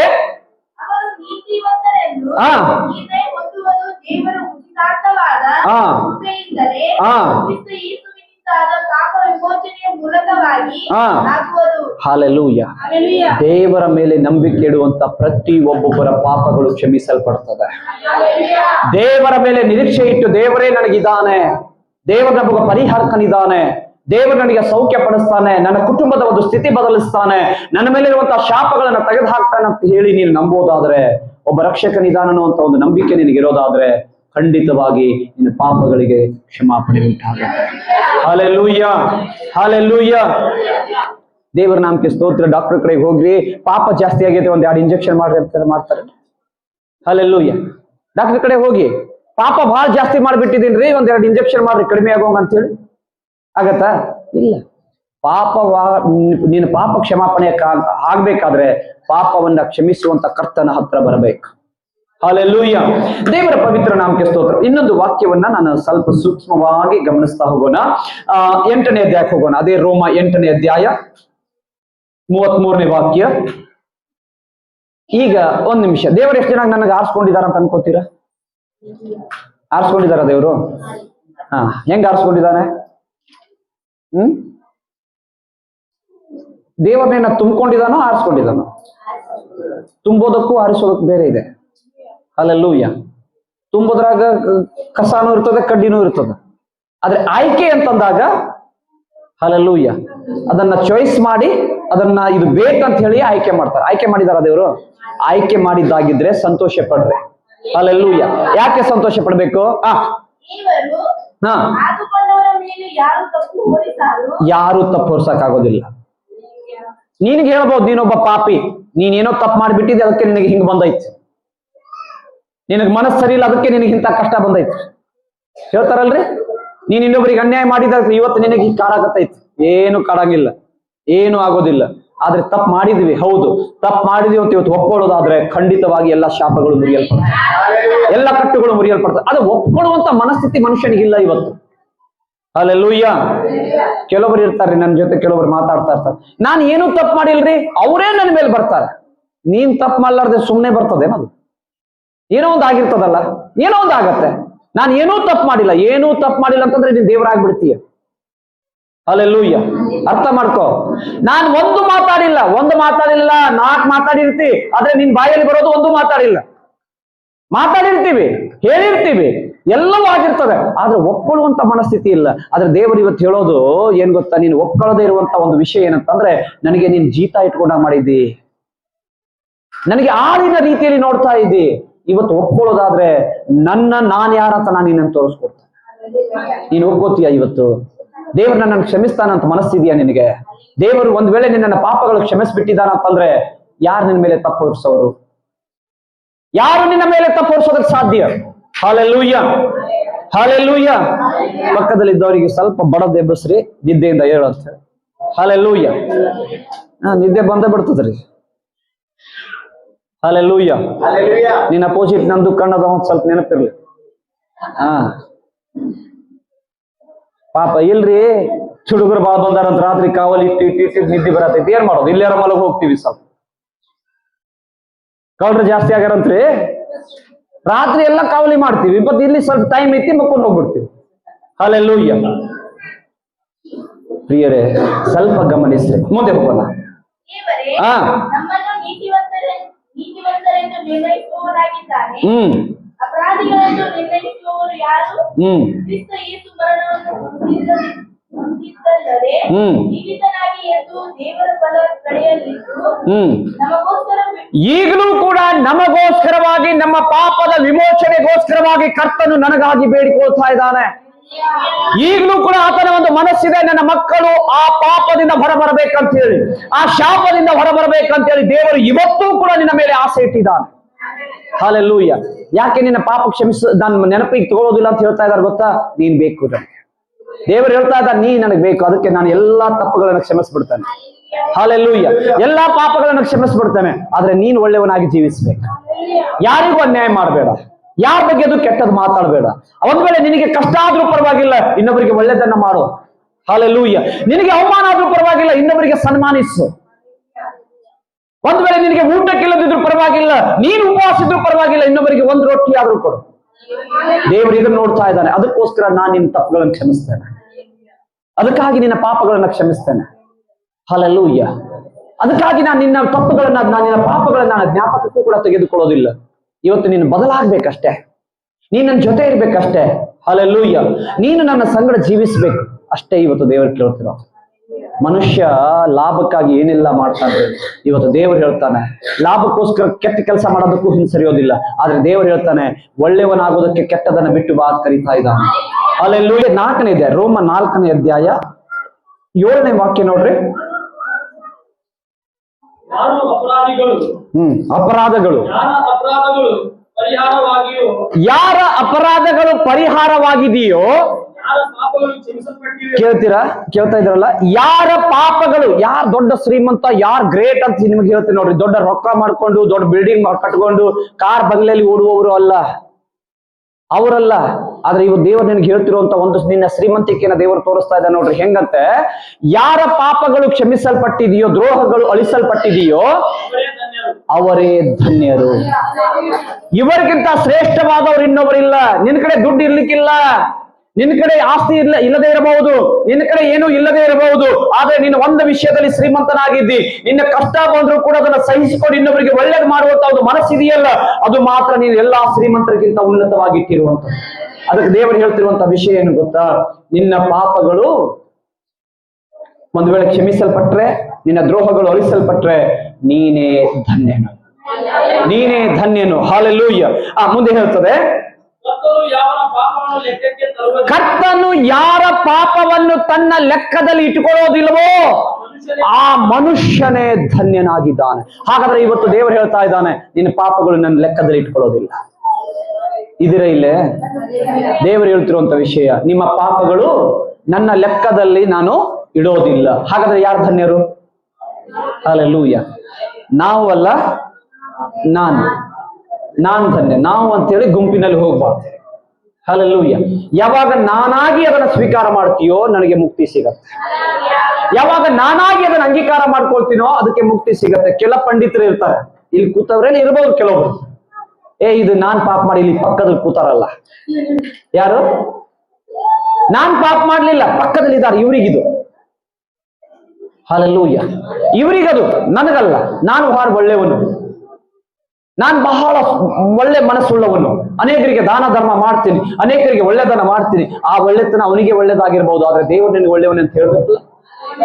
ದೇವರು ನಿನ್ನ ಒಳ್ಳೆಯವನ ಅಂತ ಹೇಳಿ ದೇವರು ನಿನ್ನ ನೋಡ್ಬೇಕಲ್ಲ. ಹಾಗಾದ್ರೆ ಇವತ್ತು ನಿನ್ನ ಜೀವಿತವನ್ನ ದೇವರ ಕಡೆಗೆ ಒಪ್ಪಿಸ್ಕೊಡ್ತೀಯೋ? ದೇವರ ಜೊತೆಯಲ್ಲಿ ನಡೆಯೋದಕ್ಕೆ ಆಸೆ ಪಡ್ತೀಯೋ? ಹಾಲೆಲೂಯ್ಯ. ದೇವರ ಪವಿತ್ರ ನಾಮಕ್ಕೆ ಸ್ತೋತ್ರವಾಗಲಿ. ಅದಕ್ಕೆ ಒಂದು ವಾಕ್ಯ ಹೀಗೆ ಹೇಳ್ತದೆ, ಯೆಶಾಯನ ಬರೆದ ಪ್ರವಾದನೆ ಗ್ರಂಥ 1ನೇ ಅಧ್ಯಾಯ 18ನೇ ವಾಕ್ಯ. ಓದ್ಬೇಡ್ರಿ, ನಾನು ಹೇಳ್ಬಿಡ್ತೇನೆ. ಬನ್ನಿರಿ ವಾದಿಸುವ ಎಂದು ಯೆಹೋವನು ಅನ್ನುತ್ತಾನೆ, ನಿಮ್ಮ ಪಾಪಗಳು ಕಡು ಕೆಂಪಾಗಿದ್ದರೂ ಹಿಮದ ಹಾಗೆ ಬಿಳುಪಾಗುವವು, ಕಿರುಮಂಚಿನ ಬಣ್ಣವಾಗಿರುವುದು ಉಣ್ಣೆಯಂತೆ ಬೆಳ್ಳಗಾಗಿ ಕಾಣುತ್ತವೆ. ಯಾವಾಗ? ಬನ್ನಿರಿ. ದೇವರ ಸನ್ನಿಧಿಯಲ್ಲಿ ನೀನು ಬರೋದಾದ್ರೆ, ದೇವರ ಸಮ್ಮುಖದಲ್ಲಿ ನೀನು ಇರೋದಾದ್ರೆ, ದೇವರ ಒಟ್ಟಿಗೆ ನೀನು ಜೀವಿಸೋದಾದ್ರೆ, ನಿನ್ನ ಪಾಪಗಳು ಕಡು ಕೆಂಪಾಗಿದ್ದರೂ ಆತನು ಬೆಳ್ಳಗಾಗಿ ಮಾಡುವಂತವನಾಗಿದ್ದಾನೆ. ಹಾಲೆಲೂಯ್ಯ. ನಿನ್ನ ದುಷ್ಕೃತ್ಯಗಳು ಅಥವಾ ನೀನು ಮಾಡುವಂತ ಕೆಲಸಗಳು ಅಥವಾ ಅದು ಕಿರಿಮಂಚಿನಂತೆ ಒಂದು ವೇಳೆ ಅದು ಒಂದು ರೀತಿಯಲ್ಲಿ ಕಪ್ಪಾಗಿ ಕಾಣ್ತಾ ಇರೋದಾದ್ರೂ ಕೂಡ ದೇವರು ಅದನ್ನ ಬೆಳ್ಳಗಾಗಿ ಮಾಡೋದಕ್ಕೂ ದೇವರು ಶಕ್ತನಾಗಿದ್ದಾನೆ. ಹಾಗಾದ್ರೆ ನಿನ್ ಜೀವಿತ ಒಪ್ಪಿಸಿಕೊಡ್ತೀಯ? ಆಗ್ಲೇ ಹಾಡಿದ್ವಿ, ಮರಣದ ಪಾಲಾಗ್ತಾ ಇದ್ದೆ, ಹೊಸ ಜೀವವಾಗಿ ಬಂದೆ. ಯಾವಾಗ ಮರಣ ಪಾಲ? ಪಾಪ ಕೊಡುವ ಸಂಬಳ, ಪಾಪ ಕೊಡುವಂತ ಸಂಬಳ ಏನು? ಮರಣ. ಹಾಲೆಲೂಯ್ಯ. ಯಾರು ಪಾಪ ಮಾಡ್ತಾರೋ, ಯಾರು ತಪ್ಪು ಮಾಡ್ತಾ ಇದ್ದಾರೋ ಅವರು ಮರಣವನ್ನ ಪ್ರೀತಿ ಮಾಡ್ತಾ ಇದ್ದಾರೆ, ಮರಣದ ಹಿಂದೆ ಹೋಗ್ತಾ ಇದ್ದಾರೆ. ಯಾರು ಒಳ್ಳೆಯವರಾಗ್ಬೇಕಂತ ಆಸೆ ಪಡ್ತಾ ಇದ್ದಾರೋ, ನಂಬಿಗಸ್ತರಾಗಿ ಜೀವಿಸ್ಬೇಕಂತ ಆಸೆ ಪಡ್ತಾ ಇದ್ದಾರೋ, ಯಾರು ಕರ್ತನ ಸಮ್ಮುಖದಲ್ಲಿ ನಾನು ಒಳ್ಳೆಯವನಾಗಿ ನಡಿಬೇಕಂತ ಆಸೆ ಪಡ್ತಾ ಇದ್ದಾರೋ, ಹಾಲೆಲೂಯ್ಯ, ಅವರು ದೇವರೊಟ್ಟಿಗೆ ಜೀವಿಸುವವರು, ದೇವರೊಟ್ಟಿಗೆ ನಡೆಯುವವರು ಆಗಿದ್ದಾರೆ. Hallelujah, hallelujah, hallelujah. ದೇವರ ಪವಿತ್ರ ನಾಮಕ್ಕೆ ಸ್ತೋತ್ರವಾಗಲಿ. ಇನ್ನೊಂದು ವಾಕ್ಯ ಓದೋಣ. ಅದೇ ಯೆಶಾಯ 1ನೇ ಅಧ್ಯಾಯ 16ನೇ ವಾಕ್ಯದಿಂದ ಬರೋಣ. ನಿನ್ನ ಪಾಪಗಳು ಕ್ಷಮಿಸಲ್ಪಡ್ತದಂತಂದ್ರಲ್ಲ, ಅದಕ್ಕಿಂತ ಆ ವಾಕ್ಯವನ್ನ ಸ್ವಲ್ಪ ನಿಧಾನವಾಗಿ ಓದೋಣ. ನಿಮ್ಮನ್ನ ಫಸ್ಟ್ ಏನ್ ಮಾಡ್ಕೋಬೇಕೀಗ? ತೊಳೆದುಕೊಳ್ಳಿರಿ, ಶುದ್ಧಿ ಮಾಡಿಕೊಳ್ಳ್ರಿ, ನನ್ನ ಕಣ್ಣೆದುರಿನಲ್ಲಿರುವಂತ ನಿಮ್ಮ ದುಷ್ಕೃತ್ಯಗಳನ್ನ ತೊಲಗಿಸ್ರಿ, ದುರಾಚಾರಗಳನ್ನ ಬಿಡ್ರಿ, ಸದಾಚಾರವನ್ನ ಅಭ್ಯಾಸ ಮಾಡ್ರಿ. ಅಂದ್ರೆ ಕೆಟ್ಟದನ್ನ ಬಿಡ್ರಿ, ಒಳ್ಳೆದನ್ನ ಮಾಡ್ರಿ. ನ್ಯಾಯದ ಪರವಾಗಿ ನಿಲ್ರಿ. ಯಾರಾದ್ರೂ ಒಬ್ಬ ಹಿಂಸಕನು, ಪಾಪ ಮಾಡುವವನು, ಕೆಟ್ಟದನ್ನು ಮಾಡುವವನಿದ್ರೆ ಅವನನ್ನ ತಿದ್ದಿ ಸರಿ ಮಾಡ್ರಿ. ಅನಾಥರಿಗೆ ನ್ಯಾಯವನ್ನ ತೀರಿಸ್ರಿ. ಅಂದ್ರೆ ಯಾರು ಇಲ್ಲದೆ, ಗತಿ ಇಲ್ಲದೆ ಇರುವಂತ ಯಾರೇ ಆಗಿರ್ಲಿ ಅವರ ಪಕ್ಷದಲ್ಲಿ ನಿಲ್ಲೋದಕ್ಕೆ ಆಸೆ ಪಡ್ರಿ. ನೀವು ಹೀಗಿರೋದಾದ್ರೆ ನಿಮ್ಮ ಪಾಪಗಳು ಕ್ಷಮಿಸಲ್ಪಡುತ್ತವೆ. Hallelujah, hallelujah. ಕೆಲ ವಿಷಯಗಳನ್ನು ಗಮನಿಸಬೇಕು. ಎಷ್ಟು ಜನರ ಪಾಪ ಕ್ಷಮಿಸಲ್ಪಡ್ಬೇಕಂತ ಆಸೆ ಪಡ್ತಿರಲ್ಲ, ನೀವು ಫಸ್ಟ್ ನಿಮ್ಮನ್ನ ನೀವು ತೊಳೆದುಕೊಳ್ಬೇಕು. ಹೆಂಗ್ ತೊಳ್ಕೊಳ್ಳೋದು? ಸ್ನಾನ ಮಾಡಿದ್ರ ನೀನ್ ಎಂತ ಶಾಂಪು ಹಾಕಿದ್ರು ಮೈ ಮೇಲೆ ಇರುವಂತ ಗಲೀಜ್ ಹೋಗ್ಬಹುದೇ ಹೊರತು ಒಳಗಿಂದ ಗಲೀಜ್ ಹೋಗೋದಿಲ್ಲ. ಹಾಲೆಲೂಯ್ಯ. ನೀನ್ ಎಂತದ್ದೇ ಸೇಂಟ್ ಹಾಕೊಂಡು ಬರ್ಬಹುದು, ಎಂತದೇ ಸೇಂಟ್ ಹಾಕೊಂಡ್ ಬರ್ಬಹುದು, ಘಮ ಘಮನೆ ನಾರ್ಬಹುದು, ಎಲ್ಲರೇ ಒಳ್ಳೆ ಕ್ವಾಲಿಟಿ ಎಲ್ಲಿಂದ ತರಿಸಿರೋದು ಕೇಳಬಹುದು. ಹಾಲೆಲೂಯ್ಯ. ಅದು ಹೊರತೋರಿಕೆ. ಒಳಗಡೆ ಒಂದು ದುರ್ವಾಸನೆ ಇದೆ, ಒಳಗಡೆ ಒಂದು ಕೆಟ್ಟ ವಾಸನೆ ಇದೆ, ಒಳಗಡೆ ದೇವರಿಗೆ ಇಷ್ಟ ಇಲ್ಲದಿರುವಂತ ಒಂದು ಕಾರ್ಯ ನಡೀತಾ ಇದೆ, ಕೊಳತು ನಾಡ್ತಾ ಇದೆ. ನಿನ್ನ ಮನಸ್ಥಿತಿ ಇವತ್ತು ಕೆಟ್ಟು ಹೋಗ್ತಾ ಇದೆ. ದೇವರು ಹೇಳ್ತಾ ಇದ್ದಾನೆ, ಇವತ್ತು ನಿಮ್ಮನ್ನ ನೀವು ಏನ್ ಮಾಡ್ಕೊಳ್ರಿ? ತೊಳೆದುಕೊಳ್ರಿ. ಹೇಗೆ ತೊಳ್ಕೊಳ್ಳೋದು? ದೇವರ ಮುಂದೆ ಬಂದು, ದೇವರೇ ನಾನು ತಪ್ಪು ಮಾಡ್ಬಿಟ್ಟಿದ್ದೀನಿ, ನನ್ನನ್ನು ಕ್ಷಮಿಸು. ಒಂದು ವೇಳೆ ನನ್ನ ಮೇಲೆ ಇರುವಂತಹ ಶಾಪಗಳು ಇರೋದಾದ್ರೆ ತೆಗೆದುಬಿಡು. ದೇವರೇ, ನಿನ್ನನ್ನು ಬಿಟ್ಟು ನನಗೆ ಯಾರಿಲ್ಲಯ್ಯ, ನೀನೇ ನನ್ನನ್ನು ತೊಳೆ ಅಂತಂದ್ರೆ ತನ್ನ ಪರಿಶುದ್ಧ ರಕ್ತದಿಂದ ನಿನ್ನನ್ನು ತೊಳೆದು ಶುದ್ಧಿ ಮಾಡ್ತಾನೆ. ಹಲ್ಲೆಲೂಯಾ. ಎರಡನೇದಾಗಿ ಇಲ್ಲಿ ನಾವು ನೋಡ್ತೇವೆ ಶುದ್ಧಿ ಮಾಡ್ಕೊಳ್ಳೋದು. ಹೆಂಗ್ ಶುದ್ಧಿ ಮಾಡ್ಕೊಳ್ಳೋದು? ಹಲ್ಲೆಲೂಯಾ. ಶುದ್ಧಿ ಮಾಡ್ಕೊಳ್ಳೋದು ಅಂತಂದ್ರೆ ಒಂದು ವಿಷಯ. ಯಾರಾದ್ರೂ ಸತ್ರೆ ಮಣ್ಣಿಗೆ ಹೋಗಿ ಬರ್ತಾರೆ, ಗೊತ್ತೇನ್ರಿ? ಮಣ್ಣಿಗೆ ಹೋಗಿ ಬರ್ತಾರೆ, ಪಾಪ ಆ ಹೆಣನೂ ಮುಟ್ಟಲ್ಲ, ಆ ಹೆಣದ ಹತ್ರನೂ ಹೋಗಲ್ಲ, ಹೊರಗಿಂದ ಬಂದಿರ್ತಾರೆ, ಆದ್ರೂ ಮನೆಗೆ ಬಂದು ಜಳಕ ಮಾಡ್ತಾರೆ, ಗೊತ್ತಿಲ್ಲ. ಹಲ್ಲೆಲೂಯಾ. ಇನ್ನೊಂದು ವಿಷಯ, ಹೊರಗಡೆ ಹೋಗಿ ಬಂದ್ಬಿಟ್ರೆ ಏನೋ ಚೆರಿಗೆಯಾಗೋ ಅಥವಾ ಬಗಿಟ್ನಲ್ಲೋ ನೀರ್ ಮೇಲೆ ಮುಕ್ಕೊಂಡು ಬರೋದ್ ಮೇಲೆ ಹೆಂಗ ಶುದ್ಧಿ ಆಗ್ಬಿಟ್ಟಿಯೇನು? ನೀರ್ ಒಕ್ಕೊಂಡ್ ಬಿಟ್ರೆ ಶುದ್ಧಿ ಆಗ್ಬಿಟ್ಟಿಯಾ? ಜಳಕ ಮಾಡ್ಕೊಂಡ್ ಬಿಟ್ರೆ ಶುದ್ಧಿ ಆಗ್ಬಿಟ್ಟಿಯಾ? ಹಲ್ಲೆಲೂಯಾ. ತೊಳ್ಕೊಳ್ಳೋದಂದ್ರೆ ಹೆಂಗ್ ಗೊತ್ತಾ? ಹೃದಯ ಮುರಿಯಲ್ಪಡ್ಬೇಕು. ದೇವ್ರೇ, ನಾನು ತಪ್ಪು ಮಾಡ್ಬಿಟ್ಟಿದ್ದೀನಿ ಸ್ವಾಮಿ, ದೇವ್ರೆ ನಿನ್ನ ವಿರೋಧವಾಗಿ ಮಾಡ್ಬಿಟ್ಟಿದ್ದೀನಿ ದೇವ್ರೆ ಅಂತ ನಿನ್ನ ಹೃದಯ ನಿನಗೆ ದುಃಖ ಕೊಡಬೇಕು. ಅವಾಗ ಒಳಗಡೆ ಇರುವಂತ ಆತ್ಮ ಶುದ್ಧಿ ಆಗತ್ತೆ. ಹಲ್ಲೆಲೂಯಾ. ದುಃಖ ಪಡೋದೇ ಇರೋರು ಹೆಂಗಿರ್ತಾರ ಗೊತ್ತೇನ್ರಿ? ದುಃಖ ಪಡಂಗಿಲ್ಲ, ಯಾರ ಬಗ್ಗೆನೂ ಚಿಂತೆ ಇಲ್ಲ, ತನ್ನ ಬಗ್ಗೆನೂ ತನಗ್ ಚಿಂತೆ ಇಲ್ಲ. ಇವ್ರು ಎಂತವ್ರು ಗೊತ್ತೇನ್ರಿ? ಬರೀ ಇನ್ನೊಬ್ಬರ ಬಗ್ಗೆ ಮಾತಾಡೋದು. ಅದಕ್ಕೊಂದು ಹಲ್ಲೆಲೂಯಾ ಹೋಗ್ಲಿ. ಹಲ್ಲೆಲೂಯಾ. ಇನ್ನೊಬ್ಬರ ಬಗ್ಗೆನೇ ಮಾತಾಡೋದು, ಇನ್ನೊಬ್ಬರ ಬಗ್ಗೆನೇ ವಿಚಾರ ಇರೋದು, ಇನ್ನೊಬ್ಬರ ಬಗ್ಗೆನೇ ಆಲೋಚನೆ ಮಾಡೋದು, ಇನ್ನೊಬ್ಬರ ಬಗ್ಗೆ. ಹಲೋ, ಇನ್ನೊಬ್ಬರ ಬಗ್ಗೆ ಮಾತಾಡೋದಕ್ಕಿಂತ ನಿನ್ನ ಬಗ್ಗೆ ನೋಡ್ಕೋ. ದೇವರು ಹೇಳ್ತಾನೆ, ಇನ್ನೊಬ್ಬರನ್ನ ತೊಳಿ ಅಂತ ಹೇಳ್ತಿಲ್ಲ, ನೀನ್ ತೊಳ್ಕೋ ಅಂತ ಹೇಳ್ತಾ ಇದ್ದಾನೆ. ಇನ್ನೊಬ್ಬರನ್ನ ಶುದ್ಧಿ ಮಾಡಕ್ ಆಸೆ ಪಡಬೇಡ, ಫಸ್ಟ್ ನೀನ್ ಶುದ್ಧಿ ಆಗು ಅಂತ ಹೇಳ್ತಾ ಇದ್ದಾನೆ ದೇವರು. ಹಲ್ಲೆಲೂಯಾ. ಅರ್ಥ ಆಗ್ತಾ ಇದ್ದಾನೆ ಹೇಳೋದು? ಗಮನಿಸ್ರಿ. ಇವತ್ತು ದೇವರ ಸನ್ನಿಧಿ ಅಂತಂದ್ರೆ ಏನೋ ಬಂದು ಕೊಡ್ತಾರೆ, ಪ್ರಸಾದ ಕೊಡ್ತಾರೆ, ಏನೋ ಒಂದು ಕೊಡ್ತಾರೆ, ಅದಲ್ಲ. ನಿನ್ನ ಮನಸ್ಸು ಸರಿ ಇದ್ರೆ ನಿನ್ನ ಜೀವಿತ ಕೂಡ ಸುಂದರವಾಗಿರ್ತದೆ. ಇವತ್ತು ನಿನ್ನ ಮನಸ್ಥಿತಿ ಚೆನ್ನಾಗಿದ್ರೆ ಇವತ್ತು ನಿನ್ನ ಜೀವಿತವೇ ಚೆನ್ನಾಗಿರ್ತದೆ. ಹಲ್ಲೆಲೂಯಾ. ಇನ್ನೊಬ್ಬರಿಗೆ ನೀನು ಒಳ್ಳೆದನ್ನ ಬಯಸೋದಾದ್ರೆ, ನೀನು ಒಳ್ಳೆದನ್ನ ಮಾಡೋದಾದ್ರೆ, ಮೇಲ್ಗಡೆ ಒಬ್ಬನಿದ ನಿನಗೆ ಒಳ್ಳೆದನ್ನೇ ಮಾಡ್ತಾರೆ, ನಿನ್ನ ಬಗ್ಗೆ ಒಳ್ಳೆದನ್ನೇ ಯೋಚನೆ ಮಾಡ್ತಾರೆ. ಹಲ್ಲೆಲೂಯಾ. ಅದು ಹೇಳ್ತಿರುವಂತ ವಿಷಯ. ನಿಮ್ಮನ್ನ ನೀವು ಶುದ್ಧಿ ಮಾಡ್ಕೊಳ್ರಿ. ಅಷ್ಟೇ ಮಾತ್ರವಲ್ಲ, ನಿಮ್ಮ ಕಣ್ಣೆದುರಿಗಿರುವಂತ, ನಿಮ್ಮ ಕಣ್ಣು ಮುಂದೆ ಇರುವಂತ ದುಷ್ಟ ಕೆಲಸಗಳು, ದುಷ್ಟ ಕಾರ್ಯಗಳು, ದುಷ್ಟ ಇಚ್ಛೆಗಳನ್ನ ನೀವೇನ್ ಮಾಡ್ರಿ? ಹಲ್ಲೆಲೂಯಾ. ಕಟ್ಕೊಂಡು ಕೂತ್ಕೋರಿ. ಏನ್ ಹೇಳ್ತಾ ಇದ್ದಾನೆ ದೇವರು? ಅದನ್ನ ತೊಲಗಿಸ್ರಿ. ಅದು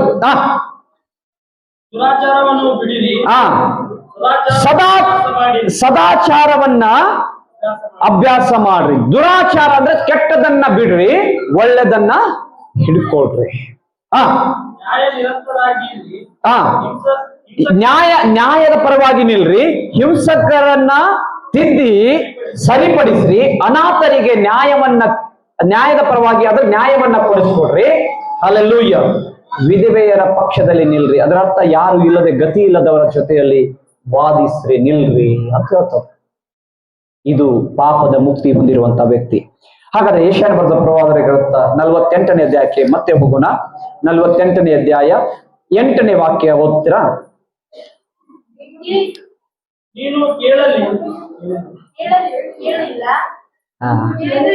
ಓಕೆ, ಓದ್ತಿರಲ್ಲ, ಸ್ವಲ್ಪ ಎಲ್ಲರಿಗೂ ಕೇಳಲಿ. ನೀನು ಕೇಳಲಿಲ್ಲ, ತಿಳಿದೂ ಇಲ್ಲ, ಪುರಾತನ ಕಾಲದಿಂದ ನಿನ್ನ ಕಿವಿ ತೆರೆದೇ ಇಲ್ಲ. ಏನಿಲ್ಲ ಅಂತೆ? ಎಷ್ಟು ಸಾರಿ ದೇವರು ಹೇಳಿದ್ರು, ನಿನ್ ಕಿವಿ ಕೇಳಲಿಲ್ಲ. ಇವತ್ತು ಕೇಳ್ತಾ ಇದ್ದೀರಾ? ಏನ್ ನಿದ್ದೆಯಲ್ಲಿದ್ದೀರಾ? ಹಲ್ಲೆಲೂಯಾ. ಕೇಳ್ತಿದ್ರಲ್ಲ? ದೇವರು ಹೇಳ್ತಾನೆ, ಪುರಾತನದಿಂದ ನಿನ್ನ ಸೃಷ್ಟಿ ಮಾಡಿದ ದಿನದಿಂದಲೂ ಹಿಂಗೇ ಇರ್ಬೇಕಂತ ಅನೇಕ ಸಾರಿ ಎಚ್ಚರಿಸಿ ಹೇಳಿದೆ. ಆದ್ರೆ ನಿನ್ನ ಕಿವಿಗಳು ತೆರೆಯಲಿಲ್ಲ. ಹಲ್ಲೆಲೂಯಾ. ನಿನ್ನ ಕಿವಿಗಳು ತೆರೆಯಲಿಲ್ಲ, ನನ್ನ ಶಬ್ದವನ್ನ ನೀನು ಕೇಳಲಿಲ್ಲ. ನೀನು ದೊಡ್ಡ ವಂಚಕ. ಈ ಪಕ್ಕದಲ್ಲಿದ್ದವ್ರಿಗೆ ಹೇಳ್ರಿ, ಸರಿಯಾಗಿ ಕೇಳಲಿಲ್ಲ ಅಂತಂದ್ರೆ ನಿನ್ನಷ್ಟು ವಂಚಕ ಇನ್ನೊಬ್ಬನ ಯಾರಿಲ್ಲ. ಹಲ್ಲೆಲೂಯಾ. ವಂಚಕರು. ಹಲ್ಲೆಲೂಯಾ. ಯಪ್ಪ ಏನಂತೆ? ಗರ್ಭ ಅಲ್ಲ, ಅಗರ್ಭ. ಅಗರ್ಭ ಶ್ರೀಮಂತ ಅಂತಾರ ನೋಡ್ರಿ. ಹೆಂಗ್ ಶ್ರೀಮಂತರು? ಅಗರ್ಭ ಶ್ರೀಮಂತರು, ಬಹಳ ಶ್ರೀಮಂತರು ಅಂತ ಹೇಳಿ ಅದ್ರಾಗೂ ಇದೆ. ಏನ ದ್ರೋಹಿಗಳಲ್ಲಿ ಕೂಡ ಹಂಗಿದೆ, ಅಗರ್ಭ ದ್ರೋಹಿಗಳು ಅಂತ. ಹಲ್ಲೆಲೂಯಾ. ಹೆಂಗ್ ಮಾಡಿದಿ? ಪಾಪ ಮಾಡಿ ಮಾಡಿ ಮಾಡಿ ನೀ ಎಲ್ಲ ಜನರು ದುಡಿದು ಶ್ರೀಮಂತರಾಗ್ಯಾರ, ನೀನ್ ಪಾಪ ಮಾಡಿ ಮಾಡಿ ಶ್ರೀಮಂತರಾಗಿದ್ದಿ. ಹಲ್ಲೆಲೂಯಾ. ದೇವರು ಹೇಳ್ತಾ ಇದ್ದಾನೆ, ಅಗರ್ಭ ಶ್ರೀಮಂತ ಪಾಪ ಮಾಡೋದ್ರಲ್ಲಿ ನೀನು. ಹಲ್ಲೆಲೂಯಾ.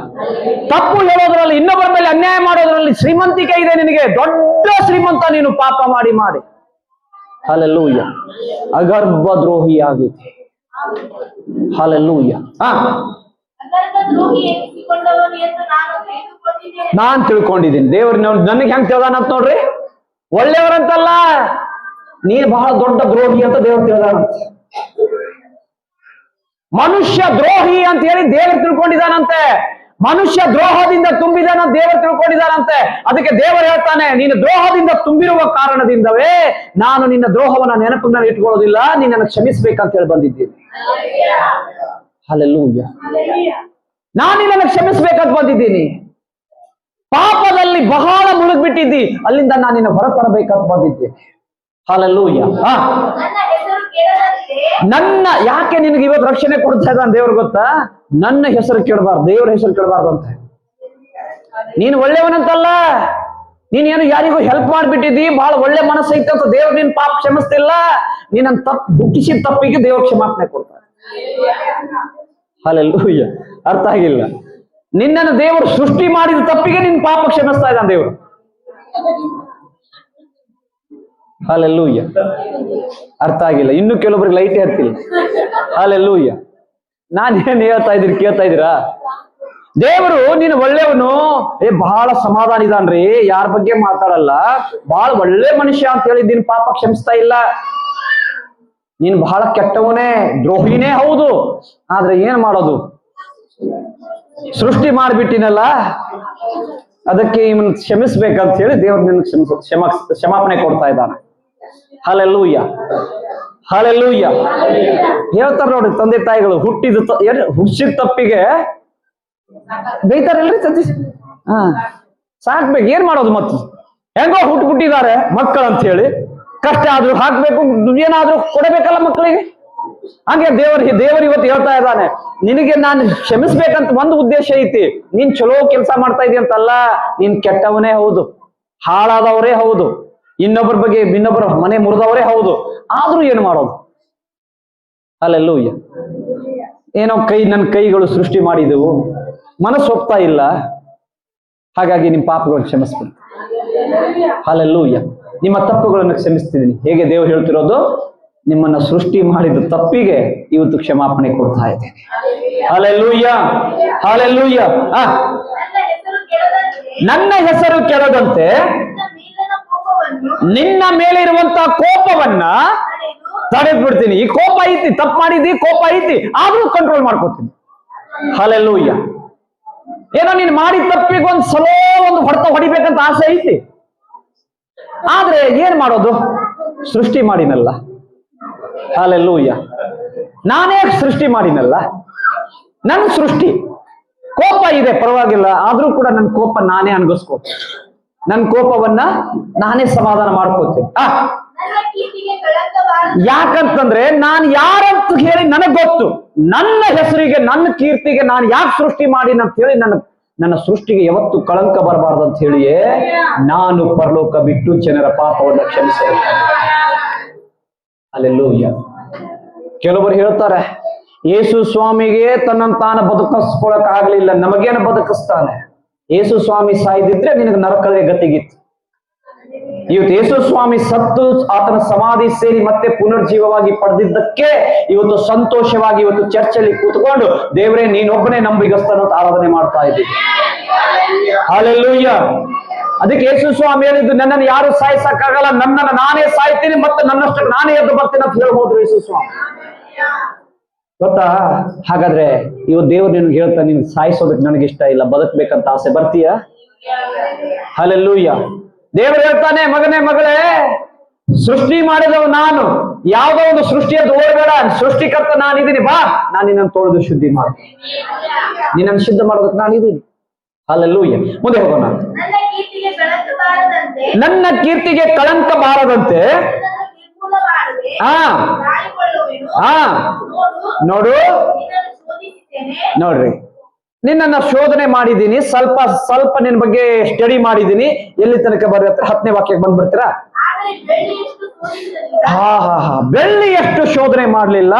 ಸಂಕಟವೆಂಬ ಪುಟಕ್ಕೆ ಹಾಕಿ ಸಂಕಟ ಎಂಬ ಪುಟಕ್ಕೆ ಒಂದು ಸಣ್ಣ ಪೆಟ್ಟು ಕೊಟ್ಟು ನಿನ್ನನ್ನು ಪರೀಕ್ಷಿಸಿ ನಿನ್ನನ್ನ ಪರೀಕ್ಷೆ ಮಾಡಿದೆ. ನನಗಾಗಿ ಹಾ ನನಗೋಸ್ಕರವೇ ಹಾ. ಇದನ್ನು ಮಾಡುವೆನು. ಗಮನಿಸಿ, ನನಗಾಗಿ ನನಗೋಸ್ಕರವೇ ಇದನ್ನು ಮಾಡ್ತಾರೆ. ಯಾಕೆ? ಸಣ್ಣದೊಂದು ಶೋಧನೆ ಇದೆ, ಸಣ್ಣದೊಂದು ಕಷ್ಟ ಇದೆ, ಏನು ಹೋರಾಟ ಇದೆ ಅಂತಂದ್ರೆ ಚಿಂತೆ ಮಾಡಬೇಡ್ರಿ. ನೀನು ದೇವರಿಗೆ ಇಷ್ಟವುಳ್ಳವನು. ನಿನ್ನನ್ನು ಎಲ್ಲೋ ದೇವರು ಪ್ರಿಪೇರ್ ಮಾಡ್ತಾ ಇದ್ದಾನೆ. ಎಲ್ಲೋ ದೇವರು ನಿನ್ನನ್ನು ರೆಡಿ ಮಾಡಿ ನೀ ನನಗೆ ಬೇಕಂತ ಹೇಳಿ ಸಣ್ಣದೊಂದು ಜುಳುಕನ್ನ ನಿನಗೆ ಕೊಟ್ಟು ಮತ್ತೆ ನಿನ್ನನ್ನು ಎಬ್ಬಿಸ್ತಾ ಇದ್ದಾನೆ. ಹಲ್ಲೆಲೂಯಾ. ಆ ಮಾತಿದೆ ನೋಡ್ರಿ, ಶೋಧಿಸಿದೆ, ಬೆಳ್ಳಿಯಷ್ಟು ಶೋಧನೆ ಮಾಡ್ಲಿಲ್ಲ. ಸುಟ್ಟಿನಿ, ಜಾಸ್ತಿ ಸುಡ್ಲಿಲ್ಲ, ಸ್ವಲ್ಪ ಸುಟ್ಟು ಹೊರಗೆ ತಂದಿದ್ದೀನಿ ಅಷ್ಟೇ. ಹಲ್ಲೆಲೂಯಾ. ಆದ್ರೂ ಸುಡ್ತೀನಿ. ಹೆಂಗೆ? ಚೊಕ್ಕ ಬೆಳ್ಳಿ ಕಾಣುವಂಗೆ. ಹಲ್ಲೆಲೂಯಾ. ಸುಡ್ತೇನೆ, ಬಹಳ ಪರಿಶುದ್ಧವಾಗಿ ಇರುವ ಹಾಗೆ ಸುಡ್ತೇನೆ. ಆದ್ರೆ ಒಮ್ಮೆ ಸುಡಲ್ಲ, ಸ್ವಲ್ಪ ಸ್ವಲ್ಪ ಸುಡ್ಕೋತ. ಹಲ್ಲೆಲೂಯಾ. ನನ್ನ ಹೆಸರು ಕೆಡಬಾರದಷ್ಟೇ, ಹಾ, ನನ್ನ ಮಹಿಮೆಯನ್ನು ಮತ್ತೊಬ್ಬರಿಗೆ ಸಲ್ಲಗೊಡಿಸೋದಿಲ್ಲ. ನಾನು ನಿಮ್ಮನ್ನ ಆಯ್ಕೆ ಮಾಡಿದ್ದೀನಿ, ನಿಮ್ಮಿಂದ ನನ್ನ ನಾಮ ಕೆಡಬಾರ್ದು ಅಂತ ಹೇಳಿ ಇವತ್ತು ನಿಮ್ಮ ಮತ್ತೆ ಮತ್ತೆ ಕ್ಷಮಿಸಿ ತಂದು ನಿಲ್ಲಿಸ್ತಾ ಇದ್ದೀನಿ. Hallelujah, hallelujah. ದೇವರ ನಾಮಕ್ಕೆ ಸ್ತೋತ್ರ. ಹಾಗಾದ್ರೆ ನಾನು ಏನ್ ಮಾಡ್ಬೇಕು? 4 ವಿಷಯ ಹೇಳಿ ನಾನು ಮುಗಿಸ್ತೇನೆ. ನೆನಪಿಟ್ಕೊಳ್ರಿ, ಇವತ್ತು ನಾನು ಏನ್ ಮಾಡ್ಬೇಕು? ಅಪೊಸ್ತಲ ಕೃತ್ಯ 3ನೇ ಅಧ್ಯಾಯ 19ನೇ ವಾಕ್ಯ. ಹಾಗಾದ್ರೆ ಇವತ್ತು ನನ್ನ ಪಾಪಗಳು ಪೂರ್ಣ ಕ್ಷಮಿಸಲ್ಪಡ್ಬೇಕಾದ್ರೆ ನಾನೇನ್ ಮಾಡ್ಬೇಕು? ಹೋಗ್ತೀರಾ? ಇಲ್ಲಿ ಕೇಳ್ರಿ. ನಿನ್ ಪಕ್ಕದಲ್ಲಿದ್ದವರಿಗೆ ಸರಿಯಾಗಿ ಕೇಳು, ನಮ್ಮ ಪಾಪ ಕ್ಷಮಿಸಲ್ಪಡ್ತದಂತೆ. ಹೇಳುವಂತ 4 ವಿಷಯ ನೆನಪಿನಲ್ಲಿ ಇಟ್ಕೋ. Hallelujah, hallelujah. ಆದ್ದರಿಂದ ದೇವರು ನಿಮ್ಮ ಪಾಪಗಳನ್ನ ಅಳಿಸಿ ಬಿಡುವ ಹಾಗೆ ಪಶ್ಚಾತ್ತಾಪ ಪಡಬೇಕು. ಹಲ್ಲೆಲೂಯಾ. ಇವತ್ತು ನನ್ನ ಪಾಪಗಳು ಕ್ಷಮಿಸಲ್ಪಡಬೇಕಾದ್ರೆ ಎಷ್ಟು ಜನ ಬಿಡುಗಡೆ ಹೊಂದ್ಬೇಕಂತ ಆಸೆ? ನನ್ನ ಪಾಪ, ನನ್ನ ಮನೆ ಮೇಲೆ ಇರುವಂತ ಶಾಪ ಹೋಗ್ಬಿಡ್ಬೇಕಂತ ಆಸೆ ಪಡ್ತೀರಿ? ಹೌದಾ? ಮಕ್ಕಳಿಗೆ ಮದುವೆ ಆಗ್ತಾ ಇಲ್ಲ, ಮದುವೆ ಆಗ್ಬೇಕಂತ ಆಸೆ ಪಡ್ತೀರಿ? ಹಲ್ಲೆಲೂಯಾ. ಹೋಗ್ಲಿ, ಮದುವೆ ಆಗಿದೆ ರೀ, ಮಕ್ಕಳೇ ಆಗ್ತಾ ಇಲ್ಲ, ಆ ಶಾಪ ಮುರಿಬೇಕಾ? ಕೇಳ್ತಾ ಇದ್ದೀರಾ? ಹಲ್ಲೆಲೂಯಾ. ಮದುವೆ ಆಗಿದೆ, ಪರವಾಗಿಲ್ಲ, ಮಕ್ಕಳೇ ಆಗಲಿಲ್ಲ, ಶಾಪ ಮುರಿಬೇಕಾ? ಹಲ್ಲೆಲೂಯಾ. ಇಲ್ರಿ, ನಮ್ ಕೆಲಸ ಆಗ್ಬೇಕಿತ್ತು, ಆ ಕೆಲಸ ಆಗ್ತಾನೆ ಇಲ್ಲ, ಮುರಿಬೇಕಾದ? ಯಾರೋ ನಿನ್ನ ವಿರೋಧವಾಗಿ ಮಾಟ ಮಂತ್ರ ಮಾಡಿಬಿಟ್ಟಿದ್ದಾರೆ, ಉದ್ಧಾರ ಆಗ್ಬಾರ್ದು, ನೀನು ಉದ್ಧಾರ ಆಗ್ಬಾರ್ದು, ಹೇಳಲೇಬಾರ್ದು ಅಂತ ಹೇಳಿ ನಿನ್ಗೇನೋ ಒಂದು ಮಾಡಿ ಇಟ್ಬಿಟ್ಟಿದ್ದಾರೆ, ಹೊರಗೆ ಬರ್ಬೇಕಂತ ಆಸೆನಾ? ಹಲ್ಲೆಲೂಯಾ. ಇಲ್ರಿ, ಪ್ರತಿ ಸಾರಿ ನನ್ನ ಜೊತೆ ನಮ್ಮ ಪಕ್ಕದ ಮನೆಯವರು ಇದ್ದಾರೆ, ಮೊದಲು ಅವರು ಹೋಗ್ಬಿಡ್ಬೇಕಂತ ಆಸೆ ಪಡ್ತಾರೆ. ಹಲ್ಲೆಲೂಯಾ. ಯಾಕಂದ್ರೆ ಅವ್ರು ಯಾವ್ದೇ ನಿಮ್ಗೆ ಜಾಸ್ತಿ ಕಾಟ ಕೊಡೋದು. ಹಲ್ಲೆಲೂಯಾ. ಅದಕ್ಕಲ್ಲ, ಪಕ್ಕದ ಮನೆಯವರು ಇದ್ದಾರೆ ಸ್ವಾಮಿ, ಆ ಕಾಟದಿಂದ ಹೊರಗಡೆ ಬರ್ಬೇಕಾ? ಹಲೋ, ಹೊರಗಡೆ ಬರ್ಬೇಕಾ? ಅವ್ರು ಸಾಯ್ಬೇಕಂತ ಆಸೆ ಪಡಬೇಡ್ರಿ, ಹೊರ ಬರ್ಬೇಕಂತ ಆಸೆ ಪಡ್ರಿ. ಹಲ್ಲೆಲೂಯಾ. ಹೊರ ಬರ್ಬೇಕಾದ್ರೆ ಮೊದಲನೆಯ ಕೆಲಸ, ನಿನ್ನ ಎಲ್ಲಾ ಸ್ಥಿತಿಯಿಂದ ನಿನ್ನ ಸ್ವಲ್ಪ ಬದಲಾಗ್ಬೇಕಾಗ್ತದ್ರೆ ಮೊದಲನೆಯ ಒಂದು ಕೆಲಸ ಏನಂತಂದ್ರೆ ಪಶ್ಚಾತ್ತಾಪ ಪಡಬೇಕು. ನಿನ್ನ ತಪ್ಪುಗಳನ್ನು ನೀನು ಒಪ್ಕೋಬೇಕು. ದೇವರ ವಿರೋಧವಾಗಿ ಮಾಡಿರುವಂತ ಎಲ್ಲಾ ತಪ್ಪುಗಳನ್ನ ದೇವರ ಮುಂದೆ ತಗ್ಗಿಸಿಕೊಂಡು ಕೇಳಬೇಕು. ಯಾವಾಗ ಪಶ್ಚಾತ್ತಾಪ ಪಡ್ತೀಯೋ ಬಿಡುಗಡೆಯ ಬಾಗಿಲುಗಳು ನಿನಗೋಸ್ಕರ ತೆಗೆಯುತ್ತವೆ. Hallelujah, hallelujah. ಯಾವಾಗ ಕಣ್ಣೀರು ಸುರಿಸ್ತೀಯೋ, ದೇವರೇ ನನ್ನ ಪರಿಸ್ಥಿತಿ ಹೀಗಿದೆ, ದೇವರೇ ನನಗೆ ಒಂದು ಬಾಗಿಲ ತೋರಿಸು, ನನಗೊಂದು ಮಾರ್ಗ ತೋರಿಸು ಅಂತ ದೇವರ ಮುಂದೆ ಕೂತ್ಕೊಂಡು ಅಳ್ತೀಯಲ್ಲ, ಅವಾಗ ದೇವರು ನಿನ್ನ ಕಣ್ಣೀರನ್ನು ಒರೆಸೋದಕ್ಕೆ ಬರ್ತಾರೆ. ನಿನ್ನ ಪರಿಸ್ಥಿತಿಗಳು ಬದಲಾಗತ್ತೆ. ಯೇಸು ಸ್ವಾಮಿ ನಮ್ಮ ಮನಸ್ಥಿತಿಯನ್ನ ಬದಲಿಸೋದಕ್ಕೆ ಬಂದ್ರೆ ಹೊರತು ನಮ್ಮನ್ನ ಎಲ್ಲೋ ಕರ್ಕೊಂಡು ಹೋಗಕ್ಕಲ್ಲ, ನಮ್ಮ ಸ್ಥಿತಿ ಬದಲಾಗ್ಬೇಕು. ಹಲ್ಲೆಲೂಯಾ. ಇನ್ನೊಬ್ಬರ ಮೇಲೆ ಇರುವಂತ ಕೆಟ್ಟ ಭಾವನೆಯನ್ನ ನಾವು ಬದಲಿಸಿಕೊಳ್ಬೇಕು. ಇನ್ನೊಬ್ಬರ ವಿರೋಧವಾಗಿ ನಾನು ಕೆಟ್ಟದನ್ನು ವಿಚಾರ ಮಾಡ್ತೀನಲ್ಲ, ವಿಚಾರಗಳು ಬದಲಾಗ್ಬೇಕು. ಹಲ್ಲೆಲೂಯಾ. ಮೋಸದ ಕ್ರಿಯೆಗಳು ಬದಲಾಗ್ಬೇಕು, ಸುಳ್ಳು ಹೇಳೋದು ಬದಲಾಗ್ಬೇಕು, ಇನ್ನೊಬ್ಬರನ್ನು ದಾರಿ ತಪ್ಪಿಸೋದು ಬದಲಾಗ್ಬೇಕಂತ ಹೇಳಿಯೇ ದೇವರು ನಾನು ಕರೆದಿದ್ದು. ಹಾಗಾದ್ರೆ ಇವತ್ತು ದೇವರ ಸನ್ನಿಧಿಯಲ್ಲಿ ಕೂತ್ಕೊಂಡು ನಿನ್ನ ಪಶ್ಚಾತ್ತಾಪ ಪಡೋದಾದ್ರೆ ದೇವರು ನಿನ್ನ ಮೇಲಿರುವಂತ ಎಲ್ಲಾ ಶಾಪಗಳನ್ನ ಬದಿಗಿಟ್ಟು ಆತ ನಿನ್ನನ್ನು ಶುದ್ಧೀಕರಿಸ್ತಾನೆ. ಹೇಗೆ ಬದಿಗಿಡ್ತಾನಂತೆ? ಇನ್ನು ಮುಂದೆ ದೇವರು ಕೂಡ ಜ್ಞಾಪಕಕ್ಕೆ ತೆಗೆದುಕೊಳ್ಳೋದಿಲ್ಲ. ಯಾರು ಪಶ್ಚಾತ್ತಾಪ ಪಡ್ತಾರಲ್ಲ ಅವರು ದೇವರ ಹೃದಯದ ಹತ್ತಿರ ಇರುವಂತ ವ್ಯಕ್ತಿಗಳು. ಪಶ್ಚಾತ್ತಾಪ ಪಡುವವರು ದೇವರ ಹೃದಯಕ್ಕೆ ಹತ್ತಿರವಾಗಿರುವುದು. ಹಲ್ಲೆಲೂಯಾ. ಇದು ಮೊದಲನೇದಾಗಿ. ಎರಡನೇದು ಓಕೆ ಮೊದಲನೇದಲ್ಲಿ ಇನ್ನೊಂದು ವಾಕ್ಯ ಅದರಲ್ಲಿ ಓದೋಣ. ಪ್ರಲಾಪ 3ನೇ ಅಧ್ಯಾಯ ನಾನೇ ಓದ್ತೀನಿ, ಬೇಕಾದ್ರೆ ನೀವು ವಾಕ್ಯ ಬರ್ಕೊಡ್ರಿ. ನಮ್ಮ ನಡತೆಯನ್ನು ಶೋಧಿಸಿ ಪರೀಕ್ಷಿಸಿ ಯೆಹೋವನ ಕಡೆಗೆ ತಿರುಗಿಕೊಳ್ಳೋಣ. ಪ್ರಲಾಪ 3ನೇ ಅಧ್ಯಾಯ 40ನೇ ವಾಕ್ಯ. ನಮ್ಮ ನಡತೆಯನ್ನ ಶೋಧಿಸಿ ಪರೀಕ್ಷಿಸಿ ಯೆಹೋವನ ಅಂದ್ರೆ ದೇವರ ಕಡೆಗೆ ತಿರುಗಿಕೊಳ್ಳೋಣ. ಇವತ್ತು ನಿನ್ನ ತಪ್ಪು ಒಪ್ಪಿಕೊಂಡು ದೇವರೇ ನೀನ್ ಹೇಳ್ದಂಗೆ ಕೇಳ್ತೀನಿ ಅಂತ ಯಾರು ಅಂತಿರಲ್ಲ, ಅವ್ರ ಮೇಲೆ ಇರುವಂತ ಶಾಪಗಳು ದೇವರು ಕಳಿಸಿ ಆತನ ತೆಗೆದು ಹಾಕ್ತಾನೆ. ಹಲ್ಲೆಲೂಯಾ. ಇನ್ನೊಂದು ವಾಕ್ಯ 2ನೇ ಕೊರಿಂಥ 13ನೇ ಅಧ್ಯಾಯ 5ನೇ ವಾಕ್ಯ. ಈ ಓದ್ತೀರಾ ಇದನ್ನ ಓದ್ತೀರಾ ಯಾರಾದ್ರೂ? 2ನೇ ಕೊರಿಂಥ 13 ಅದರ 5. ನಾನು ಓದ್ಲಾ? ಈಗ ಕೂತಿದವರು ಕ್ರಿಸ್ತ ನಂಬಿಕೆಯಲ್ಲಿ ಇದ್ದೀರೋ ಇಲ್ವೋ ನೀವೇ ಪರೀಕ್ಷೆ ಮಾಡ್ಕೊಡ್ರಿ. ಅಂದ್ರೆ ನೀನು ಯಾವ ಹಂತಕ್ಕೆ ಎಂತ ಸ್ಥಿತಿಗೆ ನೀನ್ ಇದೆ. ಕೆಲವೊಬ್ರು ಹಿಂಗೆ ಹೇಳ್ತಾರ್ರಿ, ನಾನು ಏನ್ ತಪ್ಪು ಮಾಡಿಲ್ಲ. ನೀನೇನ್ ತಪ್ಪು ಮಾಡಿಲ್ಲ, ನೀನ್ ದೇವರೇ ಹೌದು.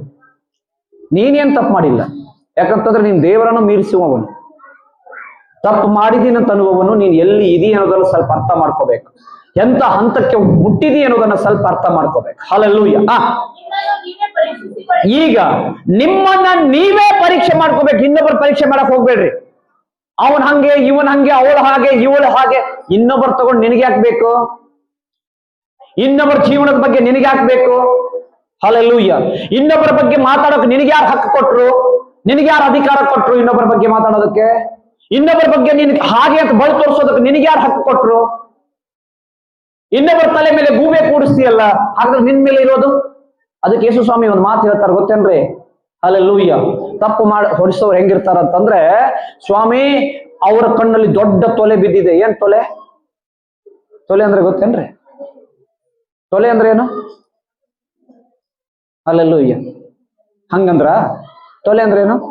ದೇವ್ರೆ ಅವ್ರ ಕೈಲಿ ದೊಡ್ಡ ತೊಲೆ ಬಿದ್ದಿದೆ, ನನ್ ಕಣ್ಣಾಗ ರೋಬೆ ಅಂತ ಹೇಳಿದ್ರ ಏನ್ ಹೇಳ್ತಿದ್ ವಾಕ್ಯ? ಸ್ವಾಮಿ ಹಲ್ಲೆಲೂಯಾ, ಅವ್ರ ಕಣ್ಣಾಗ ಏನೋ ಬಿದ್ದೈತೆ ನಾನು ತೆಗಿಯಾಕೊಂತೀನಿ. ಅದಕ್ಕೆ ದೇವ್ರು ಹೇಳ್ತಾನಂತೆ, ಅವ್ರ ಕಣ್ಣಾಗ ಏನ್ ತೆಗಿತೀನಿ? ಅವ್ರ ಕೈಯಾಗ ಸಣ್ಣದೊಂದು ಕಸ ಬಿದ್ದೈತೆ ಅಷ್ಟೇ, ಸಣ್ಣದೊಂದು ಬಿದ್ದೈದು. ನಿನ್ನ ಕಣ್ಣಾಗ ದೊಡ್ಡದೈತಿ, ಅದನ್ನ ತಕ್ಕೋ ಫಸ್ಟ್. ಮೊದಲು ಅದನ್ನ ತೆಗಿ, ಅವಾಗ ಅದನ್ನ ನೋಡಕ್ ಚೆನ್ನಾಗಿ ಕಾಣ್ತದೆ. ಹಲ್ಲೆಲೂಯಾ. ಮೊದಲು ನಿನ್ ಕಣ್ಣೇ ಸರಿಯಾಗಿ ಕಾಣಂಗಿಲ್ಲ, ಇನ್ನೊಬ್ಬರ ಕಣ್ಣಾಗಿ ನೋಡಕ್ ಹೋಗೋ. ಪ್ರಿಯ ದೇವಚಂದ್ರೆ, ಇನ್ನೊಬ್ಬರನ್ನ ಬಳ ಮಾಡೋದು ಮೊದಲು ಬಂದ್ ಮಾಡ್ರಿ. ನಾವು ಅನ್ಕೊಳ್ಬಹುದು ಭಾರಿ ಒಳ್ಳೆಯವರಂತ ಇನ್ನೊಬ್ಬರಿಗೆ ತೋರಿಸ್ಕೋಬಹುದು. ನಾವು ಎಷ್ಟು ಹೀನ ಮಟ್ಟಕ್ಕೆ, ಕೀಳ ಮಟ್ಟಕ್ಕೆ ಇಳಿತಾ ಇದೀವಿ ಅಂತ ಹೇಳಿ ನನ್ನ ಸ್ವಭಾವಗಳು, ನನ್ನ ಗುಣಗಳು ಇವತ್ತು ನನ್ನ ತೋರಿಸ್ಕೊಡ್ತಾವೆ. ಅರ್ಥ ಆಯ್ತಾ? ಅದಕ್ಕೆ ಹೇಳ್ತೀನಿ, ಪಶ್ಚಾತ್ತಾಪ. ಇವತ್ತು ನಿನ್ನ ಮೇಲೆ ಇರುವಂತಹ ಶಾಪಗಳು ಹೋಗ್ಬೇಕಾದ್ರೆ ಫಸ್ಟ್ ಪಶ್ಚಾತ್ತಾಪ ಪಡು. ಇನ್ನೊಬ್ಬರ ಮೇಲೆ ತಪ್ಪು ಹೊರಿಸ್ಬೇಡ, ನಿನ್ನನ್ನ ನೀನು ಪರಿಶೋಧನೆ ಮಾಡ್ಕೊ. ನಿನ್ನನ್ನ ನೀನು ಶೋಧಿಸು, ಇನ್ನೊಬ್ಬರನ್ನು ಶೋಧನೆ ಮಾಡಕ್ ಹೋಗ್ಬೇಡ. ಇನ್ನೊಬ್ಬರ ಬಗ್ಗೆ ಮಾತಾಡಕ್ ಹೋಗ್ಬೇಡ. ಇನ್ನೊಬ್ಬರ ಬಗ್ಗೆ ನೀನ್ ತಲೆ ಕೆಡಿಸ್ಕೊಳಕ್ಕೂ ಹೋಗ್ಬೇಡ. ನೀನು ನಿನ್ನ ಬಗ್ಗೆ ವಿಚಾರ ಮಾಡಿ ಎಲ್ಲಿ ದಾರಿ ತಪ್ತಾ ಇದೀನಿ ಅಂತ ನೀನು ಹಿಡ್ಕೊಂಡು ಬಿಟ್ರೆ ದೇವರು ನಿನ್ನನ್ನ ಸಂಪೂರ್ಣವಾದಂತ ಮುಕ್ತಿಯನ್ನ ಕೊಡ್ತಾನೆ. ಹಲ್ಲೆಲೂಯಾ. ಅದನ್ನ ಬಿಟ್ಟು ನೀವು ಬೇರೆಯವರೇ ಕಂಡು ಹಿಡಿಯಕ್ ಹೋದ್ರೆ ನಿಂದ ಹಿಂದ್ಗಡೆ ದೊಡ್ಡ ಬೆಂಕಿನೇ ಹತ್ತಿರ್ತದೆ, ಒಂದೆಲ್ಲ ಸುಟ್ಟು ಭಸ್ಮ ಆಗ್ಬಿಡ್ತೀವಿ. ಹಲ್ಲೆಲೂಯಾ. ಓಕೆ, ದೇವರಿಗೆ ಸ್ತೋತ್ರವಾಗಲಿ.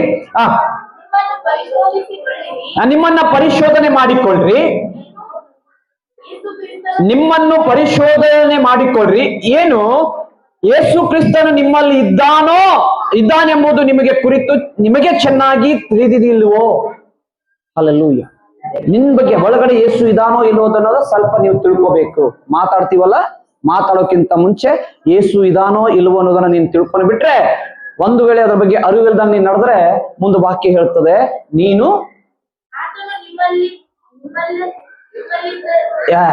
ಅಲ್ಲ. ಇಲ್ಲಿ ಕೇಳಮ್ಮ, ಆತನು ನಿಮ್ಮಲ್ಲಿ ಇಲ್ಲದೇ ಇದ್ದರೆ ನೀವು ಅಯೋಗ್ಯರು. ಯಾರವರು? ಅಯೋಗ್ಯರು, ಉಪಯೋಗ ಇಲ್ದವರು. ಎಲ್ಲರ ಬಗ್ಗೆ ಮಾತಾಡ್ತೀವಿ, ಆದ್ರೆ ಯೇಸುನೇ ನನ್ನಲ್ಲಿ ಇಲ್ಲ ಅಂತಂದ್ರೆ ನನ್ನಷ್ಟು ಅಯೋಗ್ಯ ಇನ್ನೊಬ್ಬನಿಲ್ಲ ಅಂತ. ಆ ದೇವರ ಒಂದು ಪರಿಶುದ್ಧತೆ ನನ್ನಲ್ಲಿ ಇಲ್ಲ ಅಂತಂದ್ರೆ ನಮ್ಮಷ್ಟು ಅಯೋಗ್ಯರು ಇನ್ನೊಬ್ರು ಇಲ್ಲ ಅಂತ. ಅರ್ಥ ಆಗ್ತಾ ಇದೆ ನಾನು ಹೇಳೋದು? ಅದಕ್ಕೆ ಇನ್ನೊಬ್ಬರ ಬಗ್ಗೆ ಮಾತಾಡಬೇಡ್ರಿ. ಆಶೀರ್ವಾದ ಹೊಂದ್ಕೋತೀರಾ? ನಿಮ್ ಕುಟುಂಬ ಚೆನ್ನಾಗಿರ್ಬೇಕಾ? ನಿಮ್ ಮನೆತನ ಚೆನ್ನಾಗಿರ್ಬೇಕಾ, ನಿಮ್ ಮಕ್ಕಳು, ನಿಮ್ಮ ಮೊಮ್ಮಕ್ಕಳು ಅಥವಾ ನಿಮ್ ಬಂಧು ಬಳಗ, ನಿಮ್ಮ ಹೊಲ ಗದ್ದೆಗಳು ಚೆನ್ನಾಗಿ ಬೆಳಿಬೇಕಾ? ಹಾಗಾದ್ರೆ ಇನ್ನೊಬ್ಬರ ಬಗ್ಗೆ ಮಾತಾಡಕ್ ಹೋಗ್ಬೇಡ್ರಿ. ನಿಮ್ ಬಗ್ಗೆ ನೀವು ವಿಚಾರ ಮಾಡಿ, ನೀವು ಒಳ್ಳೆಯವರಾಗಿ ಜೀವನ ಮಾಡ್ರಿ. ಅದರ ಹಿಂದೆ ಇರುವಂತ ಆಶೀರ್ವಾದ ದೊಡ್ಡದಿದೆ. ಯಾಕಂತಂದ್ರೆ ಒಳ್ಳೆಯವರ ಸಂಗಡ ದೇವರಿದ್ದಾನೆ. ಹಲ್ಲೆಲೂಯಾ. ಒಳ್ಳೆ ಮನಸ್ಥಿತಿನಿಂದ ಜೀವನ ಮಾಡೋದಾದ್ರೆ ಯಾರೆಷ್ಟು ಮಾಟ ಮಂತ್ರ ಮಾಡಿದ್ರು ತಲೆ ಕೆಡಿಸ್ಕೋಬೇಡ. ಅವ್ರು ಹೆಚ್ಚು ಮಾಡ್ಲಿ, ಇನ್ನ ಹಾಳಾಗ್ತಾರ ಅವ್ರು. ಯಾಕಂದ್ರೆ ಅವ್ರ ದುಡ್ಡು ಹೋಗುತ್ತೆ. ಅರ್ಥ ಐತೇನ್ರಿ? ಮಾಟ ಮಂತ್ರ ಮಾಡೋರು ಸುಮ್ಮನೆ ಮಾಡ್ತಾರೇನ? ಅವರು ತಾವೊಂದ್ 10,000 ತಿಸ್ಕೋತಾರೆ, ಅವ್ರು ಖಾಲಿ ಆಗ್ತಾರೆ, ನಿಮ್ಮ ಮನಿ ತುಂಬುತ್ತದೆ. ಸುಮ್ಮನೆ ನೀವು ದೇವ್ರ ಮುಂದೆ ಕೂತ್ಕೊಂಡು ಆಡ್ರಿ ಅಷ್ಟೇ. ದೇವ್ರೆ ನೀ ನಮ್ ಜೊತೆ ಇದ್ದಿ ಸಾಕಪ್ಪ, ಯಾವ ಮಾಟನು ಬೇಡ, ಮಂತ್ರನು ಬೇಡ, ಯಾವ್ದು ಬೇಕಾಗಿಲ್ಲ, ನೀ ನಮ್ ಜೊತೆ ಇದ್ರೆ ಸಾಕಪ್ಪ ಅಂದ್ರೆ ಸಾಕು. ದೇವರು ನಿನ್ ಜೊತೆ ಇದ್ದು ನಿನ್ನನ್ನು ಅಭಿವೃದ್ಧಿ ಪಡಿಸ್ತಾನೆ. ಹಲ್ಲೆಲೂಯಾ. ಯಾರ ಬಗ್ಗೆ ತಲೆ ಕೆಡಿಸ್ಕೋಬೇಡ, ಇನ್ನೊಬ್ಬರ ಬಗ್ಗೆ ಮಾತಾಡಕ್ ಹೋಗ್ಬೇಡ, ಇನ್ನೊಬ್ಬರ ಬಗ್ಗೆ ಏನು ಮಾತಾಡಕ್ ಹೋಗ್ಬೇಡ. ದೇವರು ನಿನ್ ಜೊತೆ ಇದ್ದಾನೆ. ಯಾಕೋಬ 5:13 ನೋಡ್ರಿ. 16. ಯಾಕೋಬ 5:16.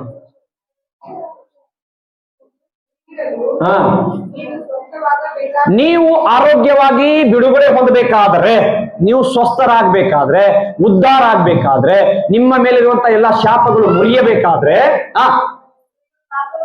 ನಿಮ್ಮ ಪಾಪಗಳನ್ನ ಒಬ್ಬರಿಗೊಬ್ಬರು ಅರಿಕೆ ಮಾಡಿ, ಒಬ್ಬರಿಗೋಸ್ಕರ ಒಬ್ಬರು ಕರ್ತನಲ್ಲಿ ನೀವು ಏನ್ ಮಾಡ್ರಿ? ಪ್ರಾರ್ಥನೆ ಮಾಡ್ರಿ. ಹಾಗಾದ್ರೆ ನಿಮ್ಮ ಪಾಪಗಳು ಕ್ಷಮಿಸಲ್ಪಡಬೇಕಾದ್ರೆ ನಿಮ್ಮ ಪ್ರಾರ್ಥನೆಗಳು ಪ್ರಾರಂಭವಾಗ್ಬೇಕು.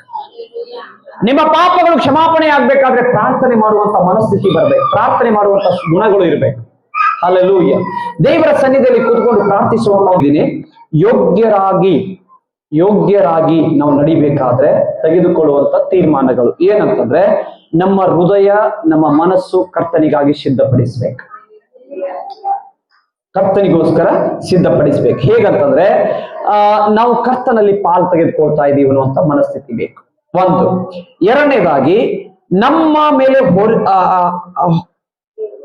ತಮ್ಮ ಹೊರಗಿನ ಜೀವಿತವನ್ನು ಮತ್ತು ಒಳಗಿನ ಜೀವಿತದ ಪರಿಸ್ಥಿತಿಯನ್ನ ಪರೀಕ್ಷೆ ಮಾಡಿಕೊಳ್ಬೇಕು. ನನ್ನ ಹೊರಗೂ ನನ್ನ ಒಳಗೂ ಪರೀಕ್ಷೆ ಮಾಡುವಂತ ಗುಣಗಳು ನಾವು ಹೊಂದಿರಬೇಕು.